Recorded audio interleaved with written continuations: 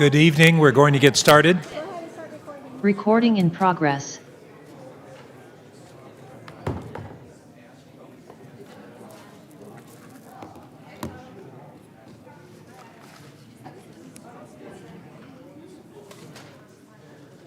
Good evening. The VTA Board of Directors meeting of Thursday, November 2nd, 2023 is called to order. A brief safety moment before we begin. Please take a moment to identify your nearest exit.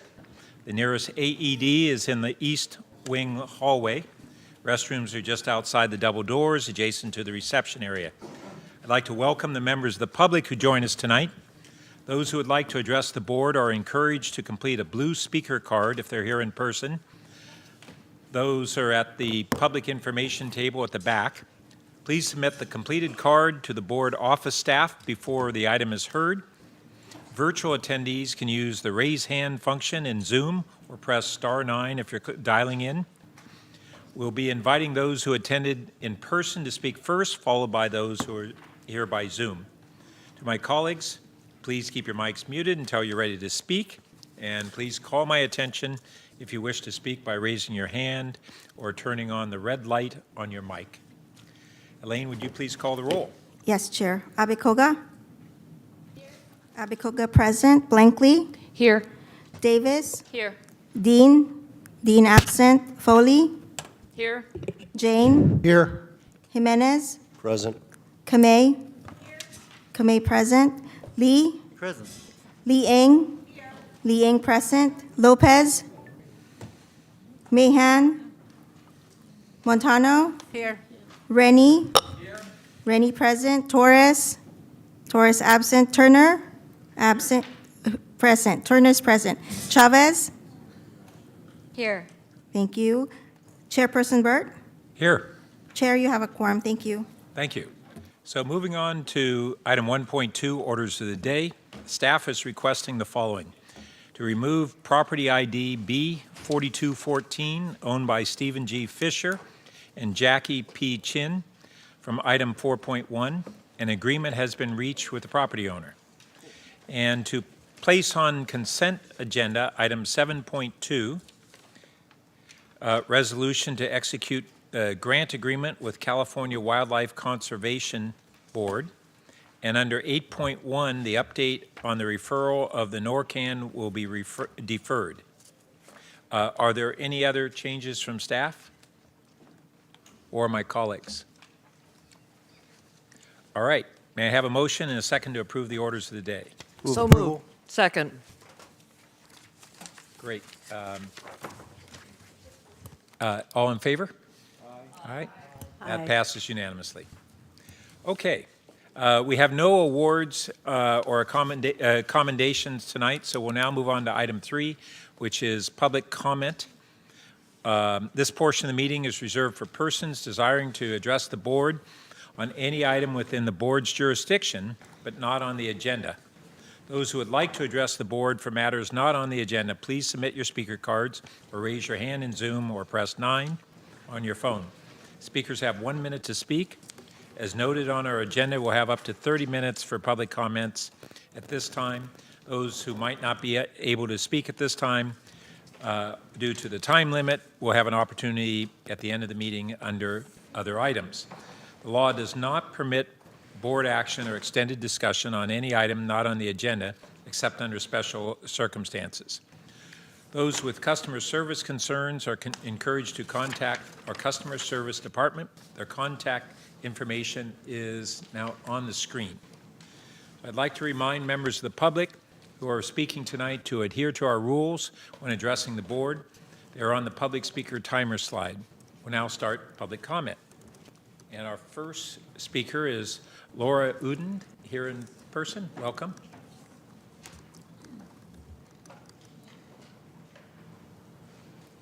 Thank you, members of the board.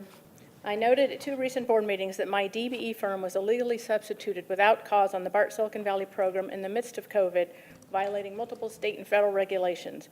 We first notified VTA of that nearly 1,200 days ago. 6 months ago, VTA's own investigation concluded my firm was removed without cause. Since then, despite multiple requests, VTA has made no progress and has no plan to complete the investigation, but refuses to close it and issue conclusions. They also refuse to provide many of the relevant documents for my public records request from 180 days ago. I'm being stonewalled. Is it VTA's normal practice to make small firms go through this amount of hardship to get a response to a valid complaint 3.5 years ago, which was made 3.5 years ago? I thank Vice Chair Chavez for requesting a report on the procedures VTA uses to hold contractors accountable. I look forward to receiving a copy of that report, as I believe VTA is systematically dismantling a small business program. The person who investigated my complaint was removed from that responsibility, and they've also removed a staff member responsible for certifications. I ask you to enforce the compliance of VTA with federal regulations on small businesses. Thank you. Thank you. Our next speaker is James Whiteman. Welcome.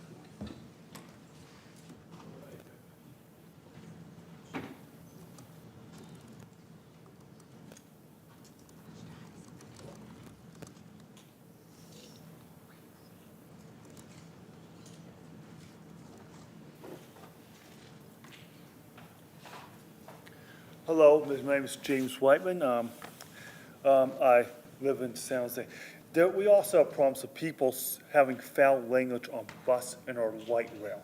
That needs to stop. I was on light rail on Friday the 13th. This guy was using foul language, and he pressed the emergency door and went out in the street. That has to stop. And on Sunday the 15th, I was at the Berryessa BART station. A bus driver did not want to let this lady on because he was moving the bus, and this lady wanted to get on. She started cussing. That stuff needs to stop on your transits. Your drivers do not need that kind of crap. Okay. What else? When is the I know you guys are doing a construction project on Lawrence Expressway. When is that going to stop, and when is that going to come to an end? Thank you. And do we have any speakers who wish to speak remotely? Yes, Chair, we have 2 hands raised. Paul, will begin with you, followed by Blair Beekman. Paul, go ahead and accept the unmute and begin speaking when ready. On mute. You can speak, And we can hear you. Can I show my face on video? No, you may not. But we can Okay. hear you loud and clear. So, I would like to make a suggestion for later and earlier service on line 68, because line 68 is a lifeline between San Jose and Gilroy Transit Center. I feel like there should be at least one service later in the night, both directions, and one service early in the morning, both directions, around 3 a.m. leaving Gilroy Transit Center, or 2 a.m. going northbound. And then going southbound, it would leave like around 1 a.m. going from Diridon Station.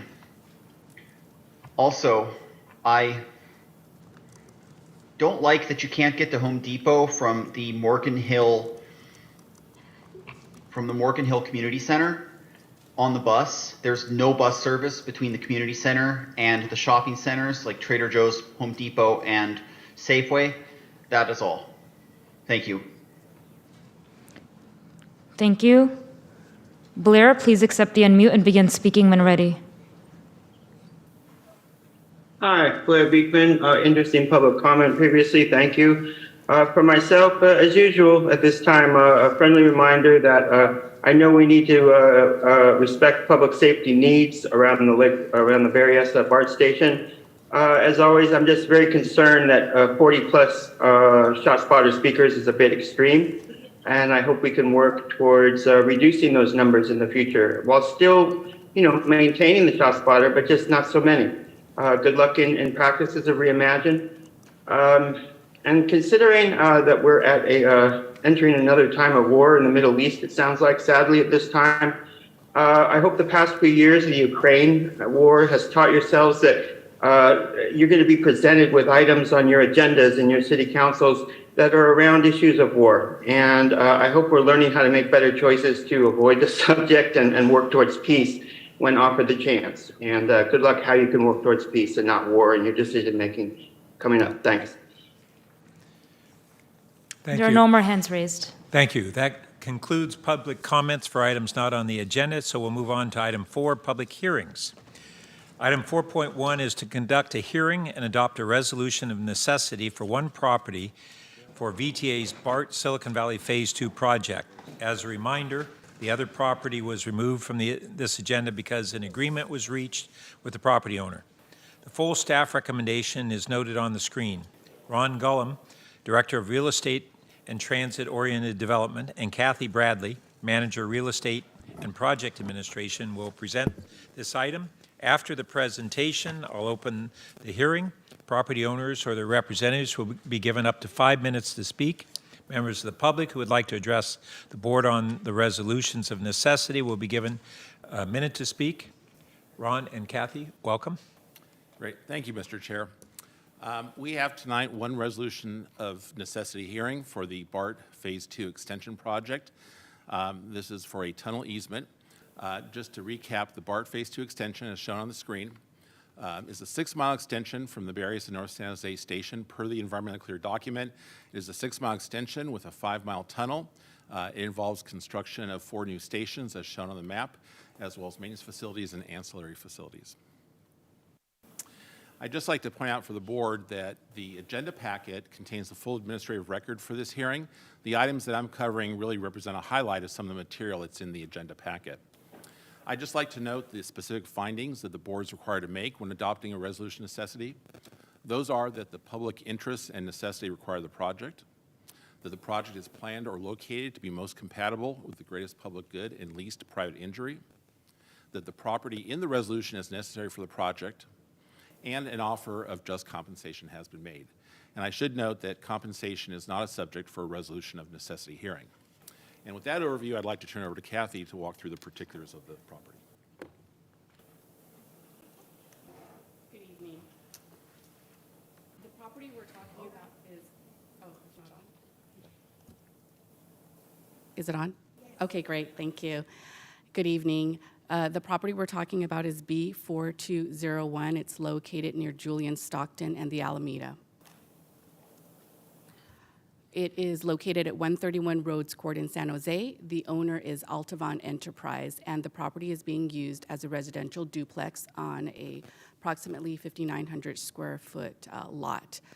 The easement is for 4,400 approximate square feet tunnel easement for purposes of construction, operation, and maintenance of the tunnel. The offer was made in September of 2022. This is an image of the property and the overlay of the tunnel easement. Now, the owner has signed a possession and use agreement with VTA. However, the period for negotiation in the possession and use agreement has come to an end, and to date, we have not come to an agreement on compensation. So the issue has been about value. Therefore, we are here requesting the board adopt a resolution of necessity in order to keep with the project schedule. Even with the adoption of the resolution of necessity, we will continue to negotiate with the property owner in an effort to settle before filing anything in court. This concludes our presentation on this property. Thank you. I'll now formally open the hearing for property ID B4201, owned by Altavon Enterprises 1 LLC. The owners or their representatives are welcome to address the board at this time. Chair, I did not receive any request to speak at the in-person location, and we do not have any hands raised in Zoom as well. Okay. Before hearing from members of the public, any questions from colleagues? Seeing none, Director Blank. This is sort of general because this is the first request for this since we've been talking about the new schedule for BART Phase 2. I'm just curious, what is the impact of the fact that we are already anticipating 3 years longer, right, to do this project? Is there any connection between the timing, the necessity of timing, because that's what this is, and that? So I'll offer a couple general thoughts, and if I can answer your question, that hopefully does it. Obviously, if it's more detailed, I'd have to ask Gary Griggs to dive in. So I will say that in general, you may recall a discussion that was before, is that a lot of the schedule timing is really more in the middle part of the project as well as in the contingency period, and so not so much at the front end. This area, because the tunnel boring starts from the west and goes towards the east, this is in the earlier part of the boring, so I don't think the schedule is really that material. The other observation I'll make is that we have about 80-some property interest to acquire, and so just by virtue of the workload and the timing, you kind of need to deal with that per the schedule you establish with it, because if you start sliding a lot of these things out, it just kind of tends to push everything out. Okay, thank you for addressing that. Okay. And any members of the public who would wish to speak on this item? We do not have any requests to speak from the general public, and there are no hands raised in Zoom either, Chair. Okay. I'll now close the public hearing. Any questions, comments, or a motion? I'd like to move the adoption of a resolution of necessity for property ID number B4201. All right. That's motion by Jane, second by Foley. Thank you. So roll call? Or? Okay, voice vote. All in favor? Aye. Aye. Opposed? That passes unanimously. All right. Moving on to item number 5, reports. 5.1 are committee reports. First, Howard Miller from our Citizens Advisory Committee Chair will provide the CAC report. Welcome. All right. Good evening, Chair Burt, Vice Chair Chavez, and the rest of the board. On our October 11th meeting, we received your climate action and adaptation. I don't know why I twist my tongue. Adaption and adaptation plan. And it was of great interest to us. It's item 6.4 on your agenda. We loved it. We really think that we need to do as much as we can, or even more than they've talked about. So we're fully in support. We did notice that some of this report is old. It's based on 2019 data, and the world has changed an awful lot. California is now 1/4 of new car registrations are plug-in vehicles. And when the report was done, it was about 3%. And so the carbon curves are changing naturally anyway around us in transportation, but we need to do more. So we're super in favor of this, but we just put that one little footnote on it. We also reviewed the VTP 2050, and we're in general support of the programmatic categories. And since it was also part of the same meeting where we talked about climate, everybody kind of bled that over. So we're thinking as we go through VTP 2050, we ought to give a little extra weight in the criteria to things that are going to improve the climate situation. And then the last thing, and I'm only going to do half of it, you'll have to read it in your report out of respect for the individual. We have appointed Tracy, and the reason I'm not going to pronounce her last name is because I can't, so I apologize, but she's an extraordinary individual. Thank you. Somebody here helped find her. And we now have 3 more openings that we need to fill. We have a couple candidates in the pipeline, but there's still more space. So if you guys know an active and engaged citizen, and I won't talk about geography or gender, but you can look at where we're from and who we are and maybe figure out something that might help us be a little bit more balanced. We would love anybody that you guys could recommend. And with that, the rest of our report is in your packet. Thank you, guys. Thank you, Howard. The written reports for items 5.1C and D are in the online packet. Oh, but we have, I'm sorry, we have PAC Chair Rob Rennie here for 5.1B. Welcome. That's right. Good evening, Chair Byrd, Vice Chair Chavez, General Manager Gonat, and board members. You do have this report in there. Also wanted to add a few comments on item 1. We did receive the Valley Transit VTP 2050 plan. One thing that we noted in our discussion, it rightfully so focuses on finishing the light rail extension to East Ridge. It does not include moving the light rail project forward to the Los Gatos, which is correct. All of these based on ridership analysis. One thing I wanted to note is for the future, the next update of this will be in 10 years. Maybe we start planning it a little bit before that. By that time, the calculus may change. I just wanted to note, for example, in Los Gatos, our North 40 is about a half mile away from the final station. We just finished building 325 housing units there. We now have applications for about 550 more on the North 40. Just received a preliminary application for 175 units, literally across the street from where the final station will be. So that's transit-oriented development before the T. So just wanted to make aware that, it's appropriate to not yet be working on that, but there is one item that does move the Los Gatos extension forward, and that's the double tracking to the Campbell station. If Campbell also has projects in the Dell Avenue area and so forth that come forward, that again could change the calculus for ridership and make that extension worth moving forward in the future. I think it's appropriate now to finish the East Ridge. Other items, we did receive the Climate Action Plan and Adoption Plan, and we're very strongly supportive of it. We also received the Silicon Valley Express Lanes Program report, and in November, we are going to be setting up our nominating committee to move forward with identifying leadership for 2024. So, thank you. Thank you. All right. And we'll now take public comments for all the items under committee reports. Do we have any? Chair, we do not have any requests to speak at the in-person location and no hands raised in Zoom as well. Okay, thank you. So now moving on to 5.2, the general manager report. I remind the public, we will take public comment at the conclusion of all items under the GM report. Carolyn? Good evening, and I actually have quite a few items to share with you this month. The first is the Tamian groundbreaking, and that is our first groundbreaking for transit-oriented development project in 20 years, which we had on Wednesday, October 18th. 135 affordable family-oriented apartments are going in next to the VTA's Tamian Light Rail Station, along with several hundred market rate units. Also, there will be a daycare center as part of this activity as well. I would like to thank the community for their attendance. We had quite a few people attend and support of this project.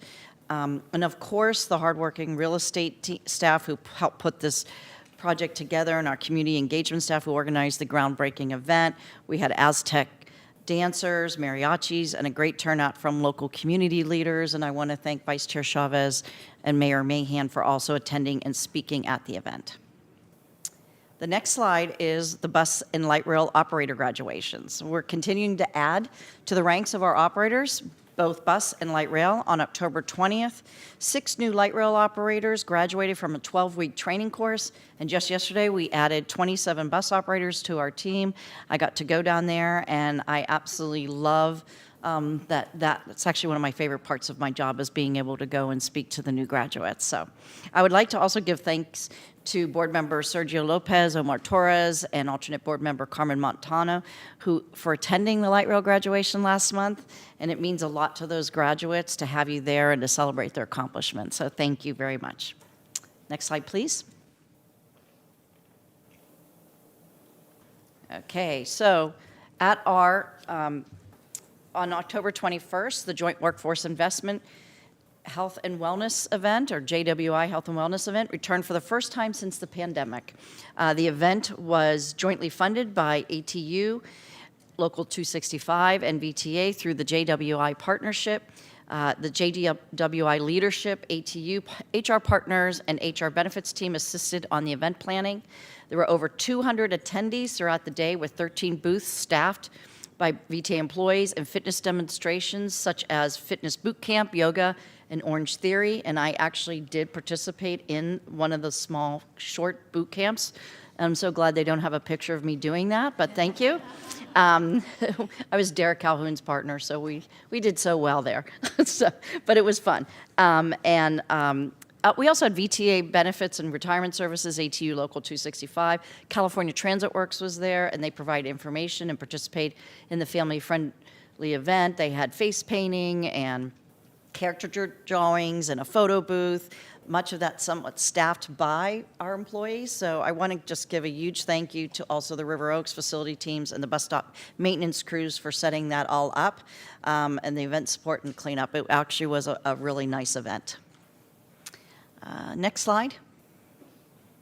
That is our Community Champion Award that we got on October 21st as well. I went straight from boot camp to this event, which is the state of the city. They selected VTA, Mayor Mahan actually selected VTA as the recipient of this year's Community Champion Award. We were recognized for our partnership and collaboration to bring emergency interim housing to North San Jose next to Serona Yard, and that was featured on the NBC Bay Area and local news. So thank you to the city.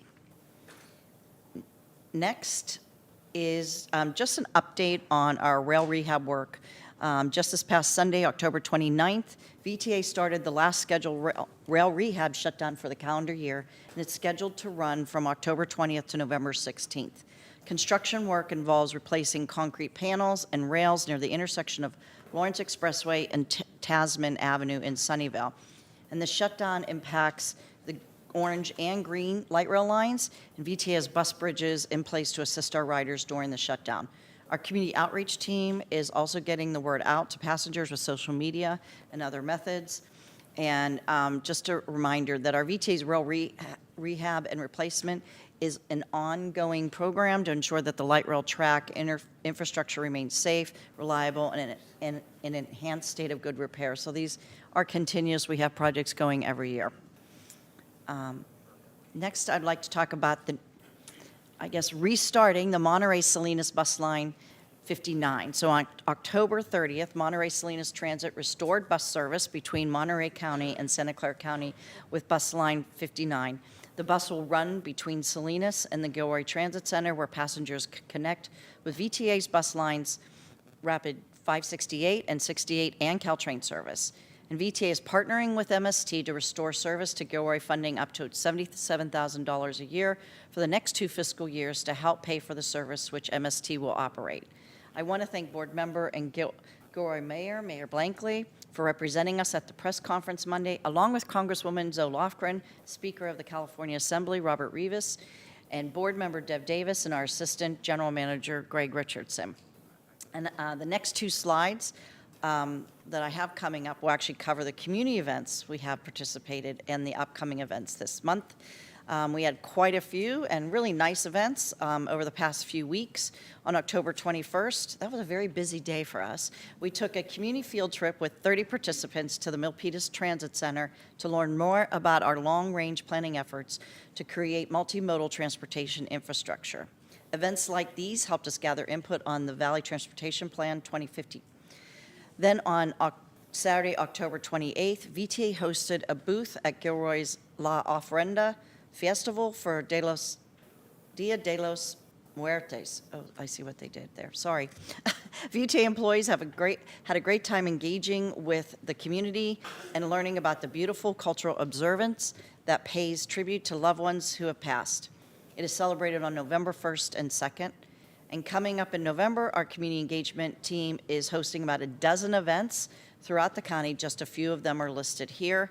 Of course, our board is encouraged to attend any of the events VTA holds, but you might be interested in an open house on November 15th, that Wednesday, at the Berryessa Community Center for an update on the transit-oriented development adjacent to VTA's Berryessa Transit Center.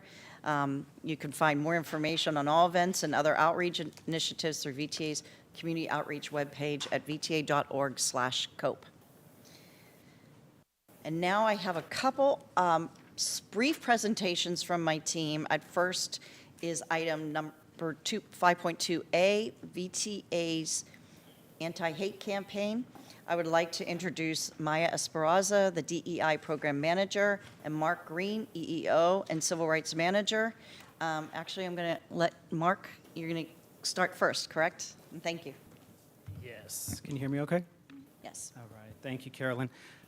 Good evening, Chair Burt, Vice Chair Chavez, directors, VTA staff, community members here in attendance and watching online. Before I get started really quickly, I just want to thank Maya for all of her efforts coordinating United Against Hate Week and everything that we're doing. It's very much appreciated. Thank you. So we're here today to recommend the resolution supporting VTA's participation in United Against Hate Week, which is November 12th through 18th of this year. And we also have a really quick video that we would like to show. Can we roll the video, please? Hi, I'm Marina. I'm a VTA employee. I stand against hate. Hola, yo soy Manolo González Estay. Yo trabajo en relaciones gubernamentales y yo estoy en contra del odio.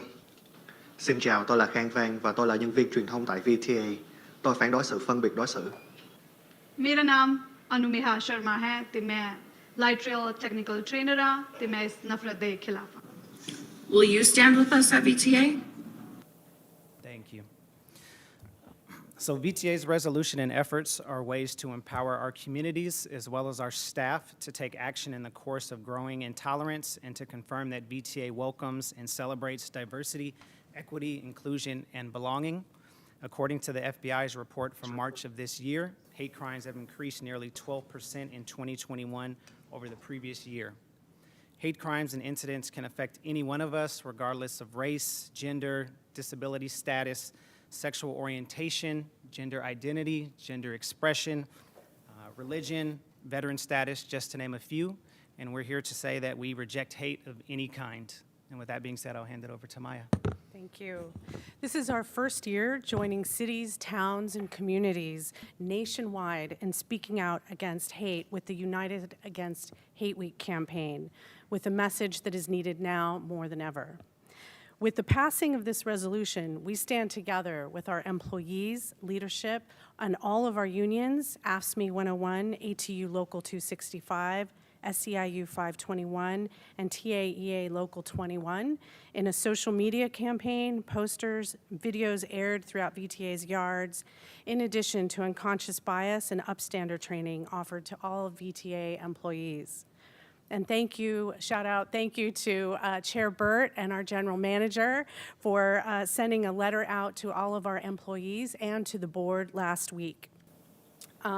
This resolution is a national effort to directly reject messages of hate and the violence that can so often accompany it, and to highlight the community activations in unitedagainsthateweek.org. And you'll see the flyer that you have on the City of Sunnyvale has a couple of events during United Against Hate Week. I believe they're adding a third, but one of them is 6 steps for responding to everyday bigotry. That's an in-person training.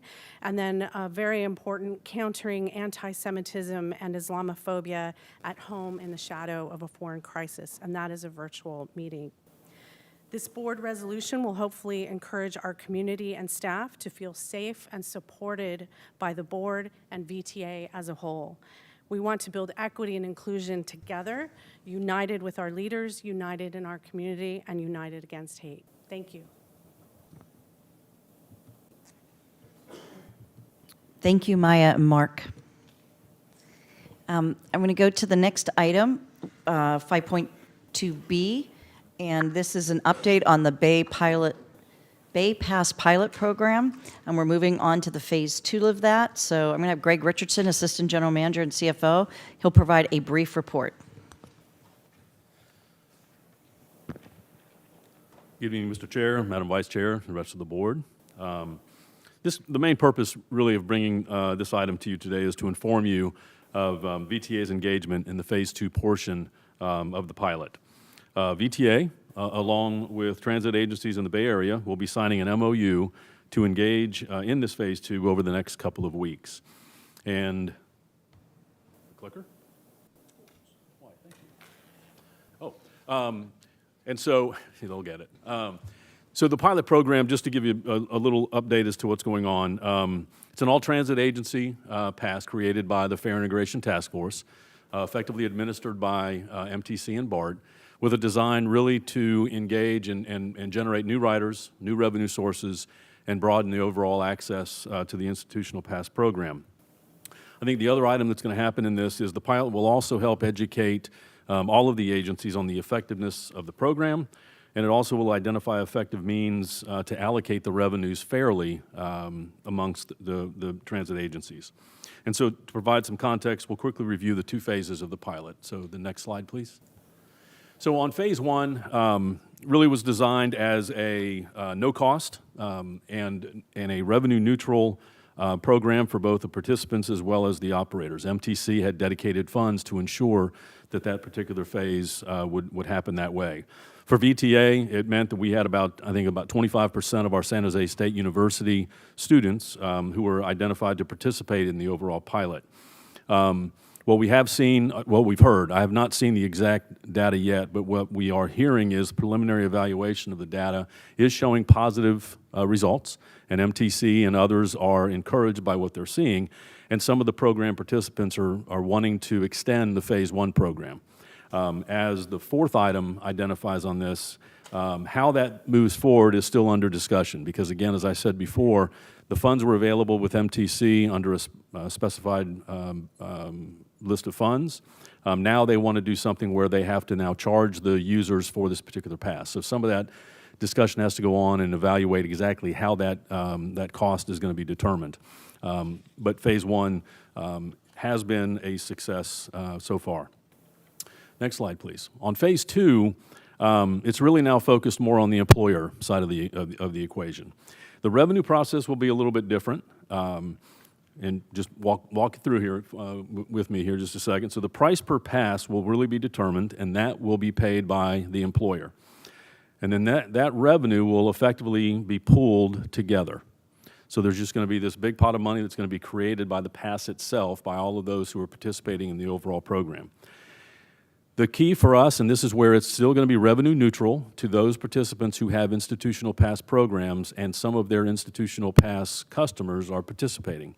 So any current institutional pass participant, the revenue that would have been allocated under our current Bay Pass or our current Smart Pass program, that will come off the top. And so we'll be able to get recovery of the revenue associated with that. Then what will happen is all other agencies will participate in the revenue based on, I'll call it tap on, tap off.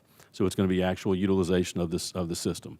So again, designed to be revenue neutral to all of the operators as it relates to the cost that's going to be borne through the process. And then ultimately, if it turns out that there is not enough revenue being generated, MTC does have about $5 million of a backstop funding to hopefully ensure that revenue neutrality exists. One other note that I just want to say to everybody here, there's a lot of pilot programs effectively going on right now with MTC.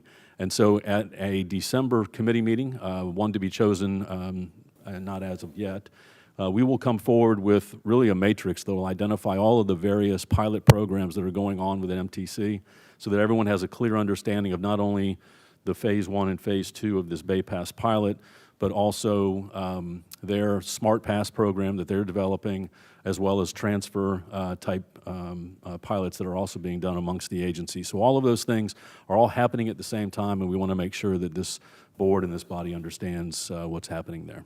Thank you. Thanks, Greg. Just want to add, I think for us with our Smart Pass program and Caltrain with their Go Pass program, particularly Caltrain has a very robust program as well as us, we're concerned about those revenues. Those revenues play, Greg, I'm going to ask you to come back. What portion of our revenues, I know, what portion of our revenues are from our Smart Pass sales? Because these are just pilots, but could go across the entire agency.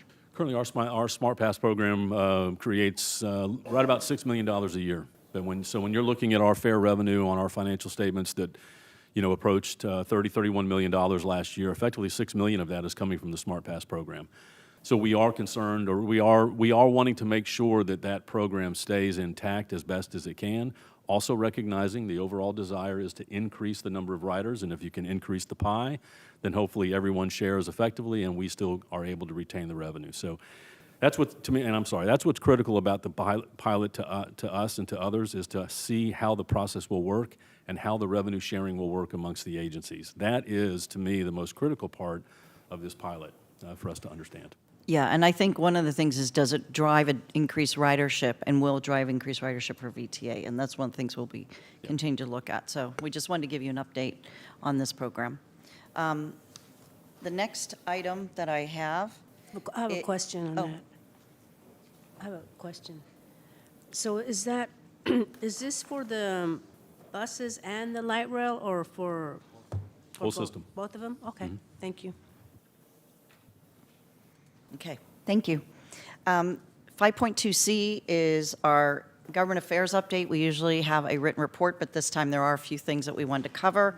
First, I'm pleased to report that on October 25th, the Metropolitan Transportation Commission unanimously allocated the $375 million in transit and intercity rail capital program commitment to VTA's BART Silicon Valley Phase 2 project, and this completes the regional funding and represents a major step to bringing BART to downtown San Jose and Santa Clara. In addition, MTC also approved $30 million for the Diridon Station work, so we really do thank MTC's work on that. But I really want to thank ex officio board member Margaret Abakogi, Vice Chair Cindy Chavez, and board member Matt Mahan for advocating for our projects at the regional level, so we were able to see this come to fruition.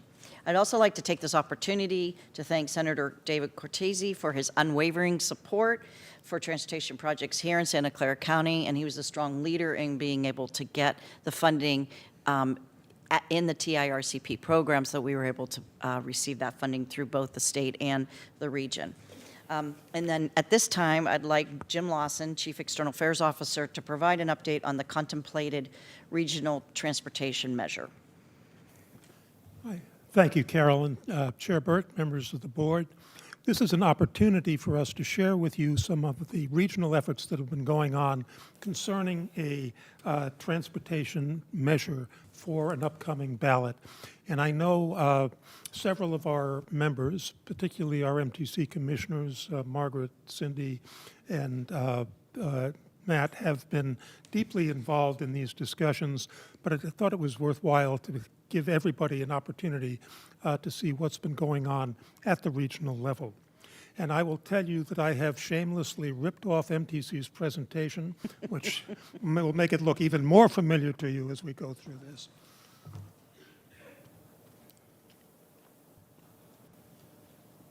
So with the leadership of MTC and at the state level with the leadership of Senator Scott Wiener, the Bay Area has been talking about potential ways to fill the funding gap that was revealed during the COVID crisis, which showed a significant, in fact, they list here $110 billion funding gap to realize the planned Bay Area objectives.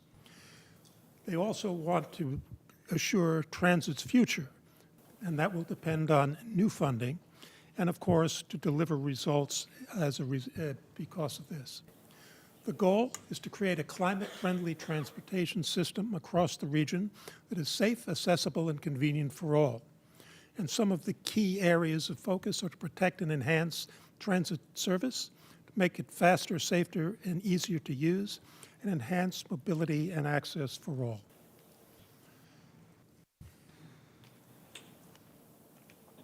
The categories that they're proposing are transit transformation, which is to expand transit service on bus, rail, and ferry for both current and future riders, and to accelerate the Transformation Action Plan improvements for the customer experience, and to help fund the very important conversion to zero-emission transit. Safe streets, connectivity, and climate resilience are also categories that will receive funding according to this proposed plan. MTC has been engaged in incredibly robust outreach to the public, meeting with various organizations throughout the 9 Bay Area counties. And what they found as a result of their outreach is the kind of priorities that the public is looking for are what's going on their main streets, the transit transformation issues, transit operating funds, climate resiliency, and certain priority transit projects. I might mention we have more than one. The core elements of these for the enabling legislation that they're seeking is, these are some of the different measures that they want to look at. They're thinking of a geographic tax around the Bay Area with, we're at this point, and it's all very speculative, a minimum of 5 counties, with other counties perhaps going their own way. Timing of the ballot measure, which is always critical, is November of 2006 or later, and they're planning a measure that would not have a sunset. Tax options and amounts would still be the subject of a lot of discussion. They've looked at all of the usual suspects in terms of a sales tax, a parcel tax, an employer tax, a headcount tax, et cetera. If the past is prologue, we will probably see a request for some form of sales and use tax. The expenditure priorities are being discussed, and the funding distribution is also a subject of further discussion.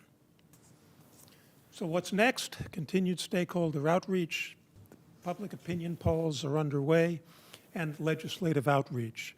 And Senator Wiener is planning a public hearing in Sacramento on this subject in the upcoming future, and the MTC Commission will be meeting on this tomorrow to discuss some of the parameters for a proposed legislation authorizing some form of transit transformation support measure. With that, I know that was quick, and I'm happy to answer any questions, but I will probably answer a lot of them with "we'll wait and see." So let me say that, currently they've asked for the ability to create some kind of legislation that would allow for this. We of course do not know as a county what we will need in the future. Much of this is due to what they call the fiscal cliffs that some of the other transit agencies are facing. We are not considered to have a fiscal cliff at this time, though always in the future, you never know. I do appreciate our MTC commissioners, who I know will be watching this closely and as to where we go, but it is a conversation that we will need to have at our board over time as to what we want to do, because this is, there's always the discussion about how does the money flow through, what do we get, what can we do with this, are we better going on our own, if we want to go on our own, if we need to go on our own. It'll be looking at, or up to, plus what is our limits on our sales tax, plus we do have one sales tax that does expire in 2036. So there are things that we need to keep thinking about, so we will continue to bring information to the board, but we think it's very important for you to understand that at this point, VTA staff feels that we support them looking at legislation, but understanding that we have a lot of work to do as VTA and the board as to what path do we want to follow in the future in terms of revenue sources. So thank you. And that concludes my report. Thank you. So we'll now take public comment on the general manager report. And any commenters, please focus your comments only on the GM report. We do not have any requests to speak at the in-person location, but Puneet has a list of folks that are in Zoom. Chair, we have 3 hands raised over Zoom. We'll begin with Blair, followed by Eugene Bradley and Adina Levine. Blair, go ahead and accept the unmute and begin speaking whenever you're ready. Hi, thank you, Blair Beekman. Thanks a lot for this report. It was really interesting. The report on the MTC Bay Area transit card issues, that was a really good report, a really hopeful report, and how it was presented as well. Good luck on how this issue develops. To have a free service for the card, I think is a really interesting idea, and I would love to learn more about that and how that can be an accepted way to think and work. Really good luck with it. Thank you very much. And it was very matter of fact in the presentation. That was really helpful for myself. Thank you. With my remaining time, it was so nice to hear that there's a return to the Monterey bus schedule into San Jose, the 59. I used to take that bus a lot. It is so convenient that because of COVID, it was taken away. The arc of the moral universe is long, but it bends towards justice. This is a great example of that. Thank you very much. Thank you. Eugene Bradley, please accept the unmute and begin speaking when you're ready. Board members and staff, Eugene Bradley, Silicon Valley Transit users. Great presentation by Ms. Gonat, Mr. Lawson, and VTA staff. Want to congratulate the recent light rail graduate and bus graduates. They're certainly needed. That leads to my first question. Is VTA hiring for new customer service people? The reason I ask is it's come to my attention that some written issues to VTA's customer service don't get answered for weeks. Not very good at all. So just wondering if VTA was in need of customer service folks in addition to the bus and light rail operators. Are there any further questions regarding the sales tax proposal in a separate letter? Otherwise, thank you. I'm requesting.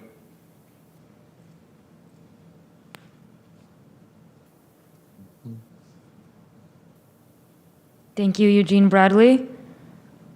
Adina, please accept the unmute and begin speaking whenever you're ready. Hello, Adina Levin with Friends of Caltrain and Seamless Bay Area. Wanted to speak to some coalition letters that we have co-signed in support of the staff direction in the MTC and agencies working on a regional transportation funding measure, wanting to see funding in particular to maintain and improve public transportation service around the region, including serving Santa Clara County. VTA itself does not face a fiscal cliff, but the VTA and the county does depend also on BART and Caltrain, and would very much depend on making sure that those services continue and improve, as well as benefits the county directly. Also, you have a letter in support of the Bay Pass pilot expansion, which has had a 40% ridership increase, including a 14% increase for VTA use in Santa Clara County. Thank you. Chair, we have no more hands raised. Thank you. Public comment for item 5.2 is now closed. Any questions for the General Manager? Director Davis. Thank you. I just have a question about the proposed measure and the enabling legislation. Do all the details about apportionment and expenditures get worked out before the enabling legislation or as part of the enabling legislation? I'm not clear on the process. Yeah, there'll be some framework associated with it. That's why it'll be important for your colleagues to weigh in on how they feel that should be apportioned. They do have a proposed apportionment. I didn't show it because I thought it was a little too much detail, but yeah, it's all very much a work in progress. The apportionment, though, is by category of the type of, such as transit operations and, or enhanced service, and then the safe streets and those, but not how they're going to distribute it. That is not done. I don't think that's planning on being, we don't know, actually. Okay.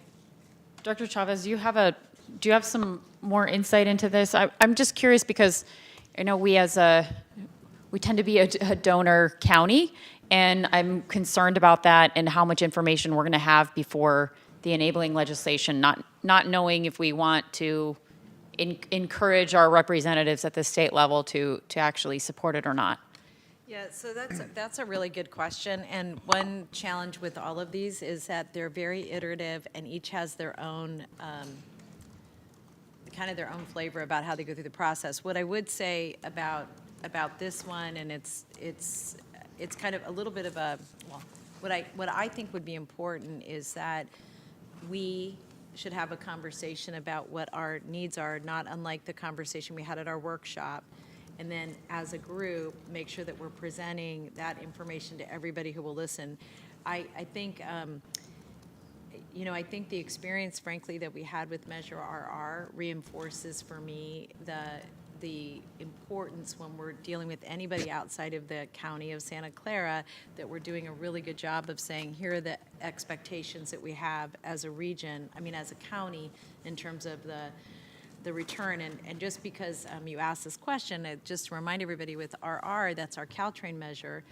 And we're all putting money into a pot that the county of Santa Clara puts in 56% of, essentially, of all of the money, even though we're 48% of the riders. And I think about that really whenever I look at you, Mayor Blankley, because what we could have and probably should have done is maintained the 48%, and then everybody puts in their piece, and then been able to use the resulting money to finish and complete projects, in the South County or other projects. So if I could, like, one recommendation I would make is to have the staff actually do a presentation to us about what our emerging needs are, not unlike what Greg did, and then I think we need to weigh in so all of us know what we should be saying city by city and your representatives at MTC. Thank you. I appreciate that, and I very much would support the emerging needs presentation. All right, thank you. And for the record, so Director Lopez. Thank you so much. I would support that as well. And I'll just add on, Vice Chair, to what you just said. I think having that kind of a conversation, discussion, and keeping us as board members informed is also key to making sure that we can speak with a unified voice and just be more effective as the process goes forward. I have a number of questions that I won't get into now, except for one. At this point, who is conducting the public opinion poll results, and is that also spread like the outreach throughout the 9 counties? They are currently looking to hire a consultant to do this. MTC is? Yeah. They do have a pollster, though. Oh, I'm sorry. Yes, Yeah, they do have a hired yeah, so they have a pollster, and when they do these kinds of polls, they do them throughout the 9 Bay Area counties.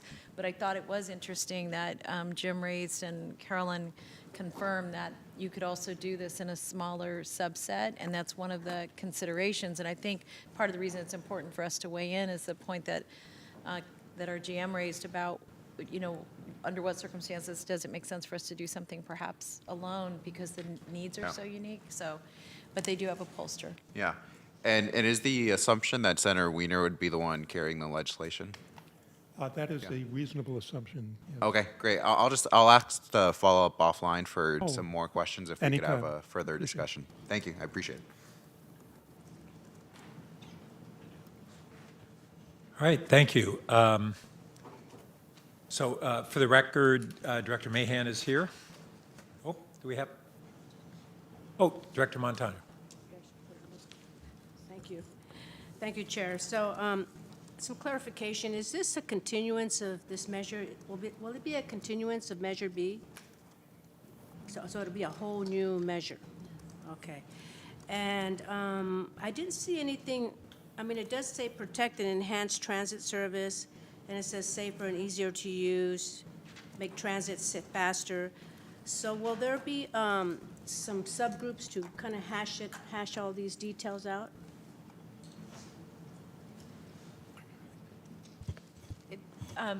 I think the question you're asking, Mayor, if I could just ask just a clarifying question, what you're asking is who will kind of deal with all the details and how all of that will work? Right. So the way that MTC is approaching this, they they're making presentations to the full board, but the leadership of MTC, that's the chair, the vice chair, and I think a couple of the committee chairs are meeting on an ongoing basis to better understand under what circumstances, how should this be presented and how it moves forward. I think the question you're asking is a really important one. I think it speaks to what Ms. Davis was asking about, and that is that there will be hearings and there will be meetings, and I think it's really important that we make sure in those public forums that we're being very, very clear about what we're interested in. And then the hashing out always happens with, when the polling shows that one county's super strong or one may be more weak. So it's going to be very, very iterative and very painful. And not unlike, frankly, what we had to do for Measures A, Measures B, and all those measures that we do here. The only difference is it's with many, many, many more interests around the region. So I guess that's, because every county has their needs. And I think that's what I'm getting at, because I notice here, it doesn't have here, on this measure, it doesn't have for high school students. Everybody knows I've been pushing for free fares for high school students. So I would like to see that measure, that language included in the measure. However, since it's a regional issue, how does that affect Santa Clara County? So, Well, and to your so in point- those groups, that we Yeah. hash out all those, that And information. to your point, Mayor, that may be something that really excites a lot of counties. And so I think we just have to make sure that we stay involved. Okay, well, thank you for that. Okay. Mr. Chair, if I might, just one other point. Yep. To keep us all on the same page. There is a considerable discussion about should the return to source be to those who have the most transit riders or to those who have the largest population. And I think I feel confident in saying we are on the side of those who provide the most money get the most back. So we probably should be looking at agendizing a discussion that is specifically on this topic. Okay, that concludes 5.3, the chairperson's report. The GM report, and we'll move on to the chairperson's report, 5.3. So first, at our workshop, I announced the appointment of the Ad hoc BART Steering Committee, which is replacing the Ad hoc Stations Design Committee. And as we all discussed at the workshop, this committee is going to really be taking a very active role in all aspects of the BART Phase 2 project. And we'll be scheduling our first meeting in the next couple of weeks. We're still trying to settle on a date, hopefully that will work for everyone.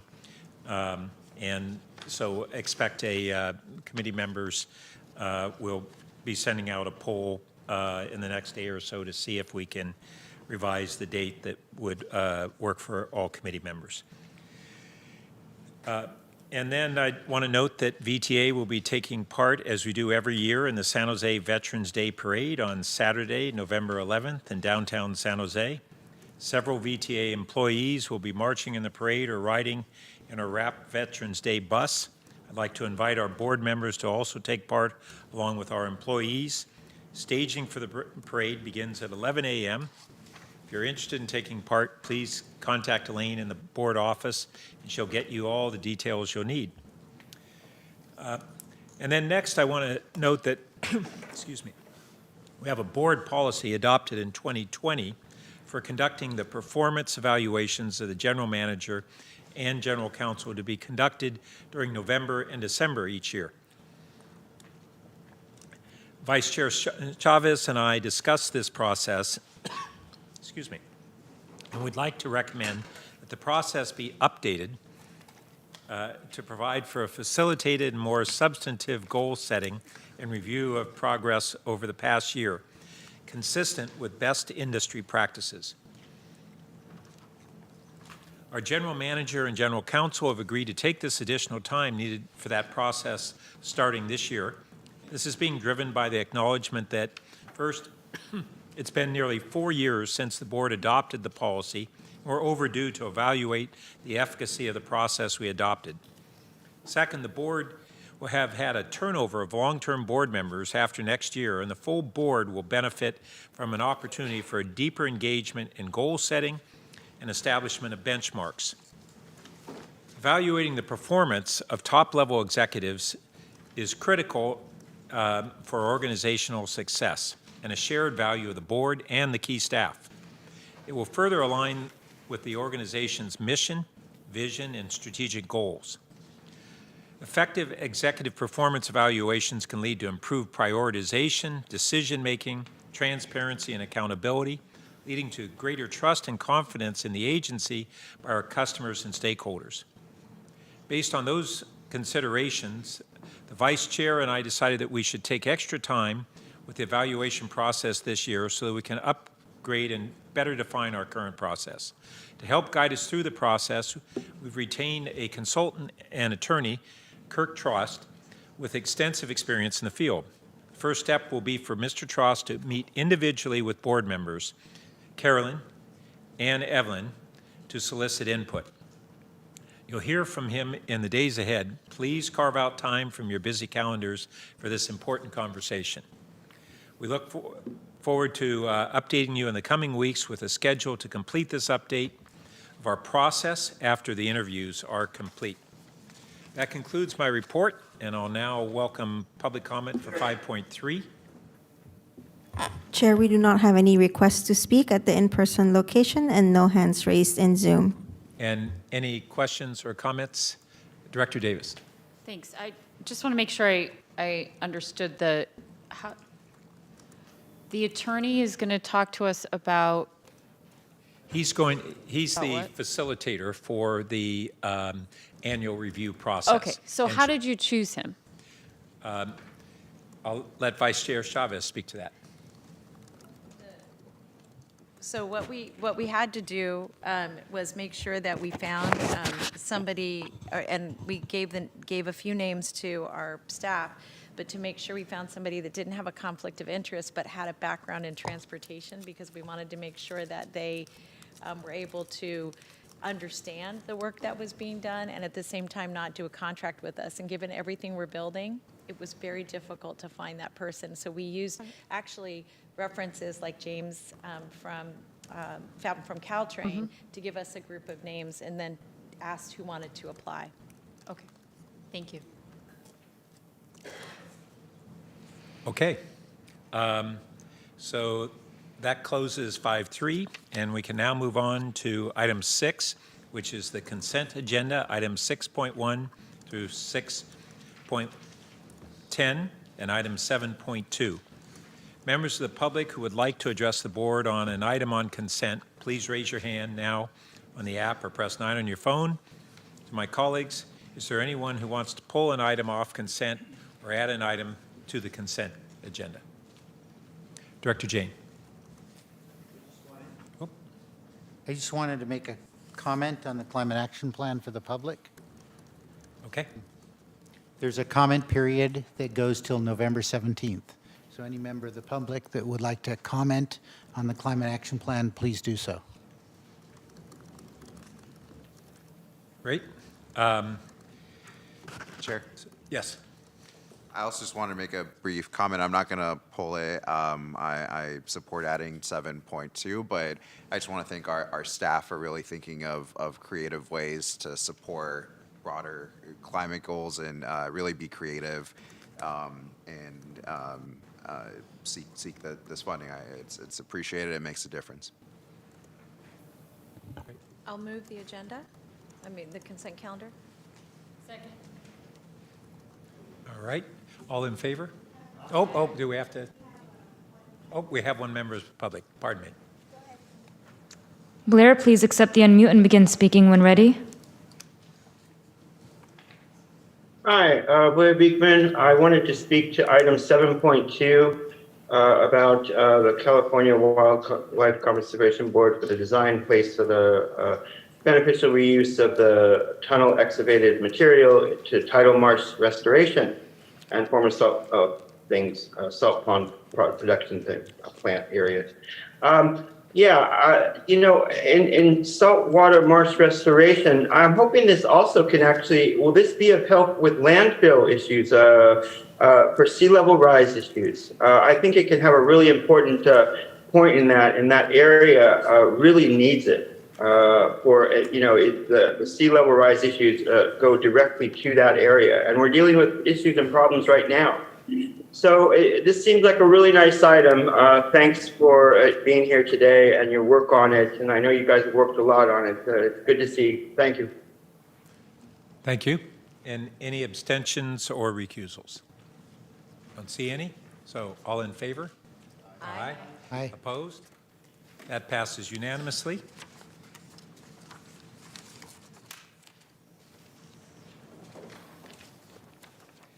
And I should have noted that please, colleagues, review the proposed board meeting dates for 2024, which are noted in item 6.10. And if you have any schedule conflicts, please let the board office know. All right.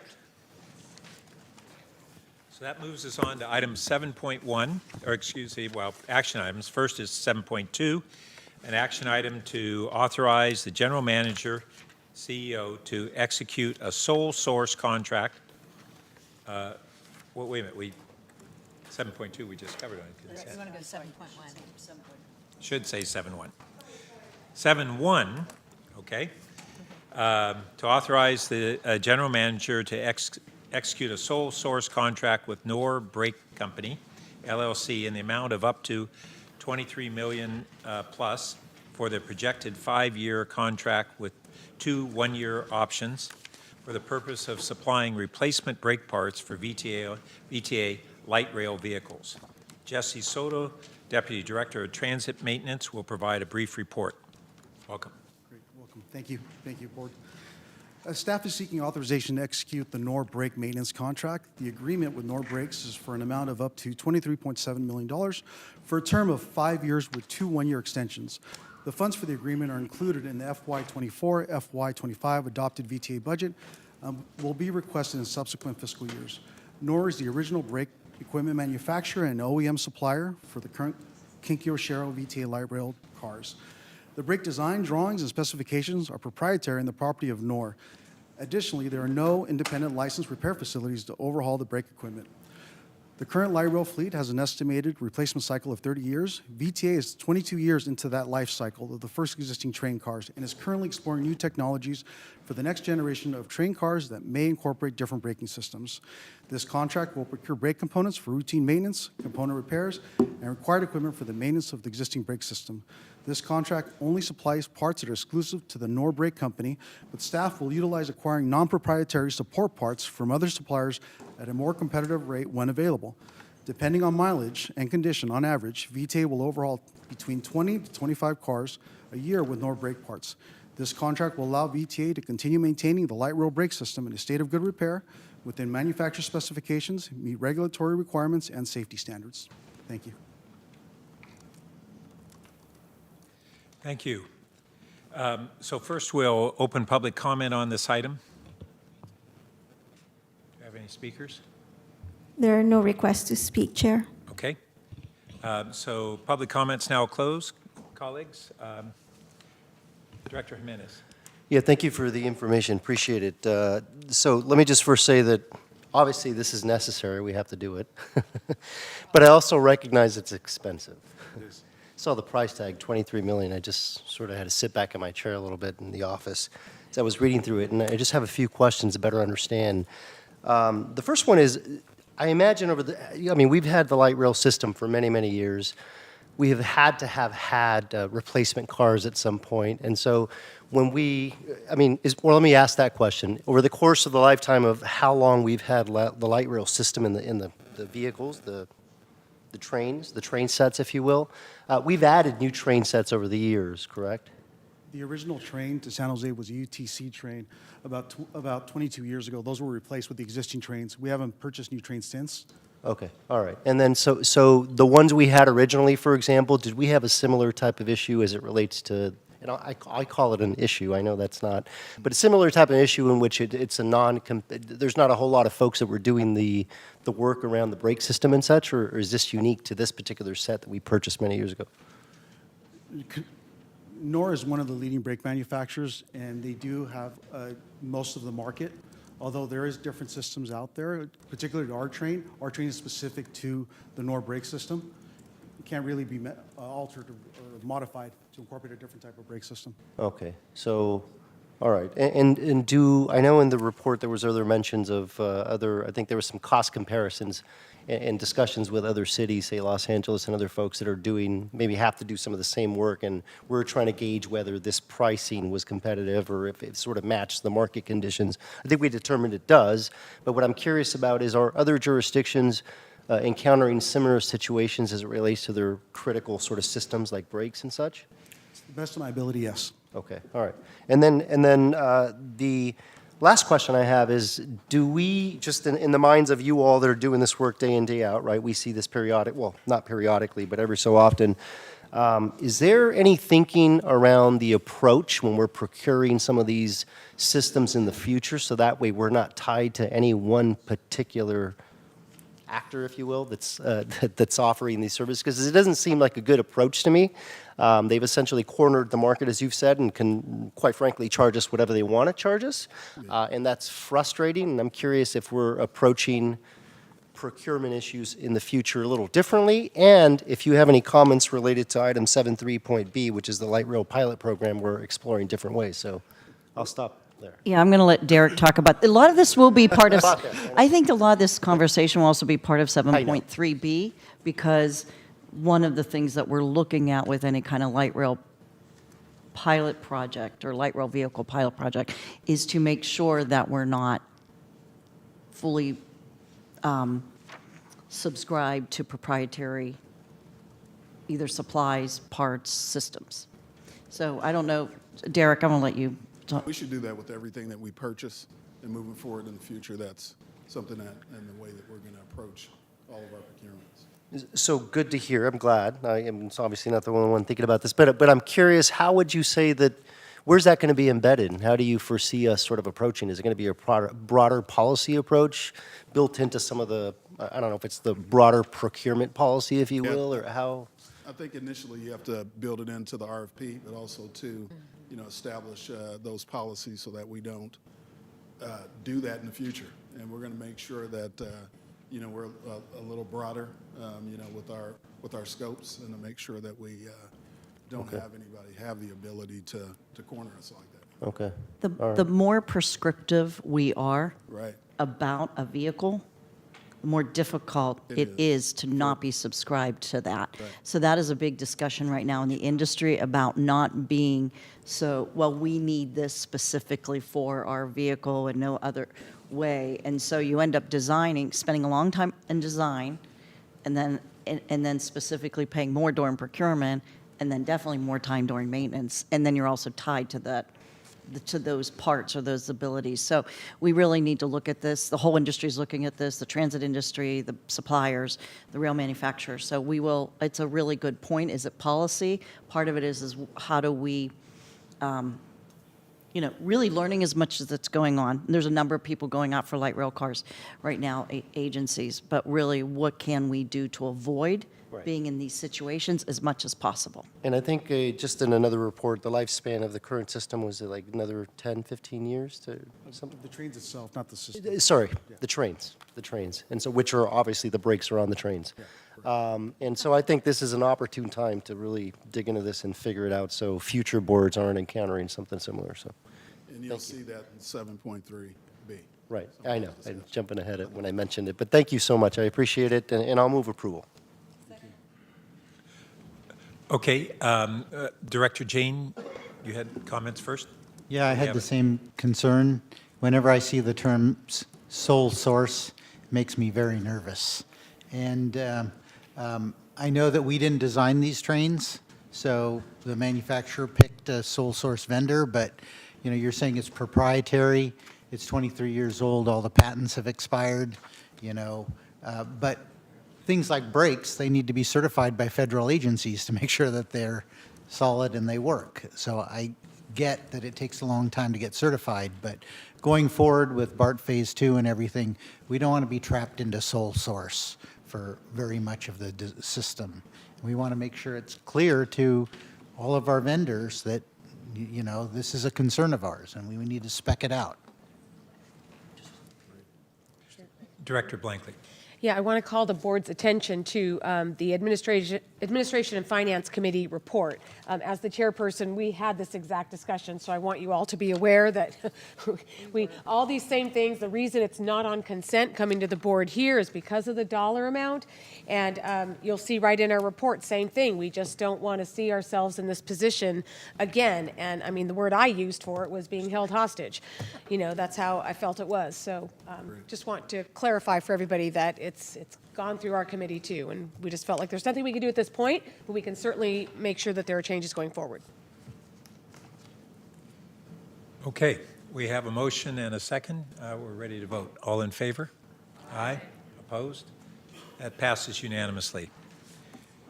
Item 7.2 was approved on consent, so that takes us to 7.3, updates on the zero-emission bus program, light rail pilot vehicle program, and the Guadalupe Yard Improvement Project. And we'll take public comments at the end of the staff presentations under 7.3. So I just want to say that we really wanted to give the board an update on the various programs that we're proceeding on, and what we're planning on doing, if the chair allows, is to take comments after each presentation.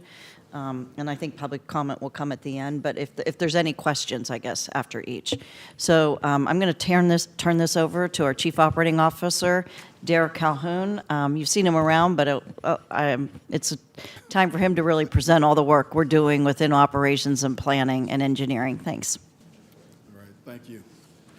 Good evening, Board Chair Burt, Vice Chair Chavez, and all the board members. My name is Derek Calhoun, and I'm the Chief Operating Officer. 7.3 A through C presented today will cover the future development of VTA in line with ZEV, or Zero Emission Future.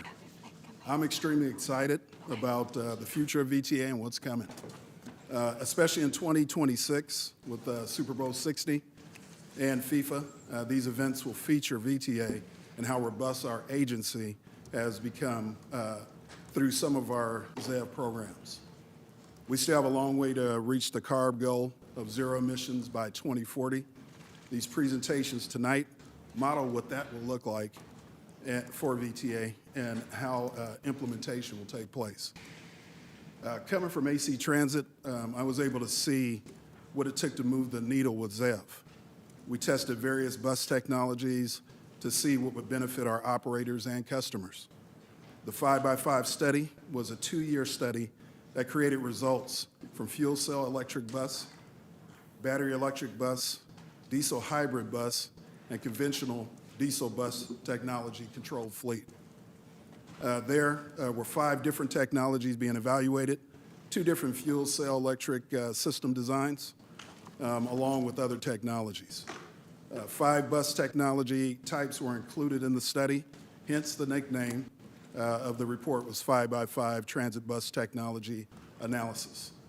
While AC Transit recognized the value of operating 5 different transit bus technologies by the same agency on the same routes in the same environment, there was also a realization that 20 years of experience operating zero-emission bus technology afforded the opportunity to go much further.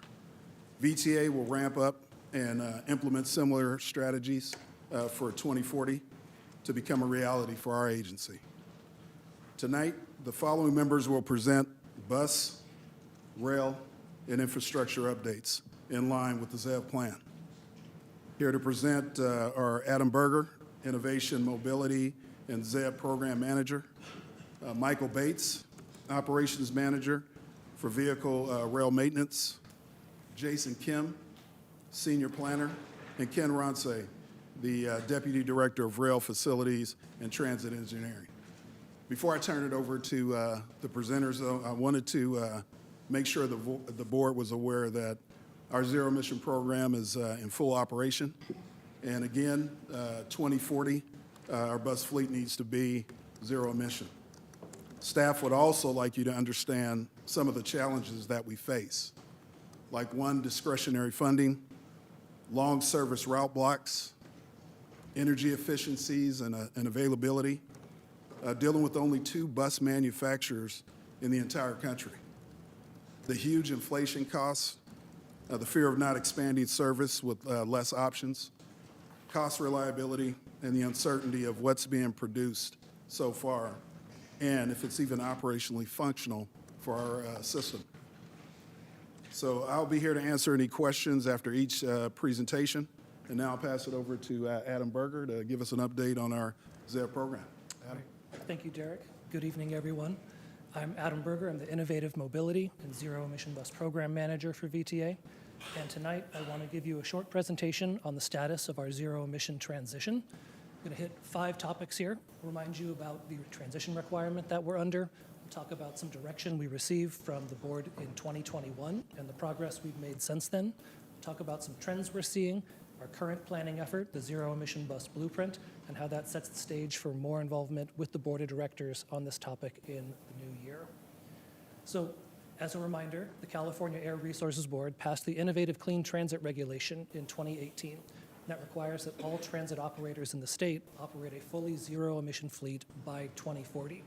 It identifies two technologies that agencies may choose from, battery electric bus and hydrogen fuel cell bus, and it sets purchasing requirements. Starting in 2023, 25% of any bus order that a transit agency makes needs to be a zero-emission technology. That increases to 50% in 2026 and 100% in 2029. The idea is that if the last non-zero emission bus an agency buys is in 2028, by the time 2040 arrives, it will have reached the end of its useful life and be retired from the fleet. Now, a trip down memory lane here. In the mid-2000s, VTA tested hydrogen fuel cell technology. At the time, we had issues with the durability of the component parts on the bus, the cost, the range, and some operational efficiencies. We determined at the time that this technology was not ready for wider application in our service, but that was 20 years ago, and a lot of progress has been made with this technology. Our neighbors over at AC Transit operate this technology successfully today, and we're seeing a lot of transit agencies that initially explored battery electric buses in California start moving toward hydrogen as their next projects. In more recent years, we've been testing battery electric buses. We've had a rough go at this. These buses have experienced an unacceptable level of downtime, which is due to a couple of issues like build quality, warranty support, and compatibility with charging hardware. We've learned a lot in operating this pilot, and we've made some progress on some of those issues. We're in a much better position for our next bus procurement. Over this time, we've been developing plans for our transition that get progressively more detailed and actionable. In 2020, we released our bus rollout plan that pledged to meet the 2040 goal that CARB has set out for us, but it didn't provide any direction specifically on what VTA should do to get there. In 2021, we engaged the board and came up with a near-term strategy that informed our 2022 zero-emission bus transition plan. That plan made us eligible to receive federal funding, and a few months after adoption, we received a $19 million grant for an on-route charging project. We're currently working on a zero-emission bus blueprint, which will be a tactical implementation plan for the next several steps in our transition. It'll put our program on strong footing and also give us a much better chance at winning grants to fund our transition. Now, one challenge that really defines our transition, that Derek mentioned, is that we operate long service blocks. The service block is the distance that a bus travels between leaving the depot at the start of its route and returning at the end of its route.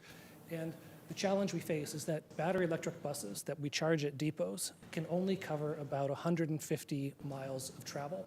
So that covers about a third of our service blocks and a quarter of the miles that we travel.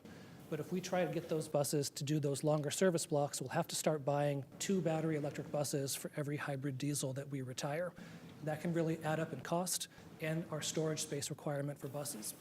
There are some things we can do to avoid that outcome. We can try changes to our scheduling that shorten our service blocks and try to get as many under 150 miles as possible. We can try en-route charging, which is installing high-powered chargers in the field at places like transit centers, where the bus can get a quick charge to partially replenish the battery while it lays over and therefore extend its range. And we can try hydrogen fuel cell operations, which those buses can travel about 300 miles per hydrogen fueling. Based on the input we received from the board in 2021, we moved forward with a near-term battery electric bus strategy. That was a technology we were the most familiar with. It had the lowest startup costs, and we had access to electricity through our existing grid connections. The board tasked us with addressing our short service blocks first and postponing a decision until future years about how we tackle those longer service blocks. The idea was that over time, we'll see how our peer agencies fare, we'll see how technology advances, and we will gain our own operating experience that'll simply put us in a smarter position in the future to make those difficult decisions. In the meantime, they encouraged us to try out en-route charging and hydrogen if we could, so we could gain experience operating those technologies. So I'm pleased to say that we have made some progress since then. Our first large-scale zero-emission project, the Cerrone Microgrid project, is on target to open in early 2025.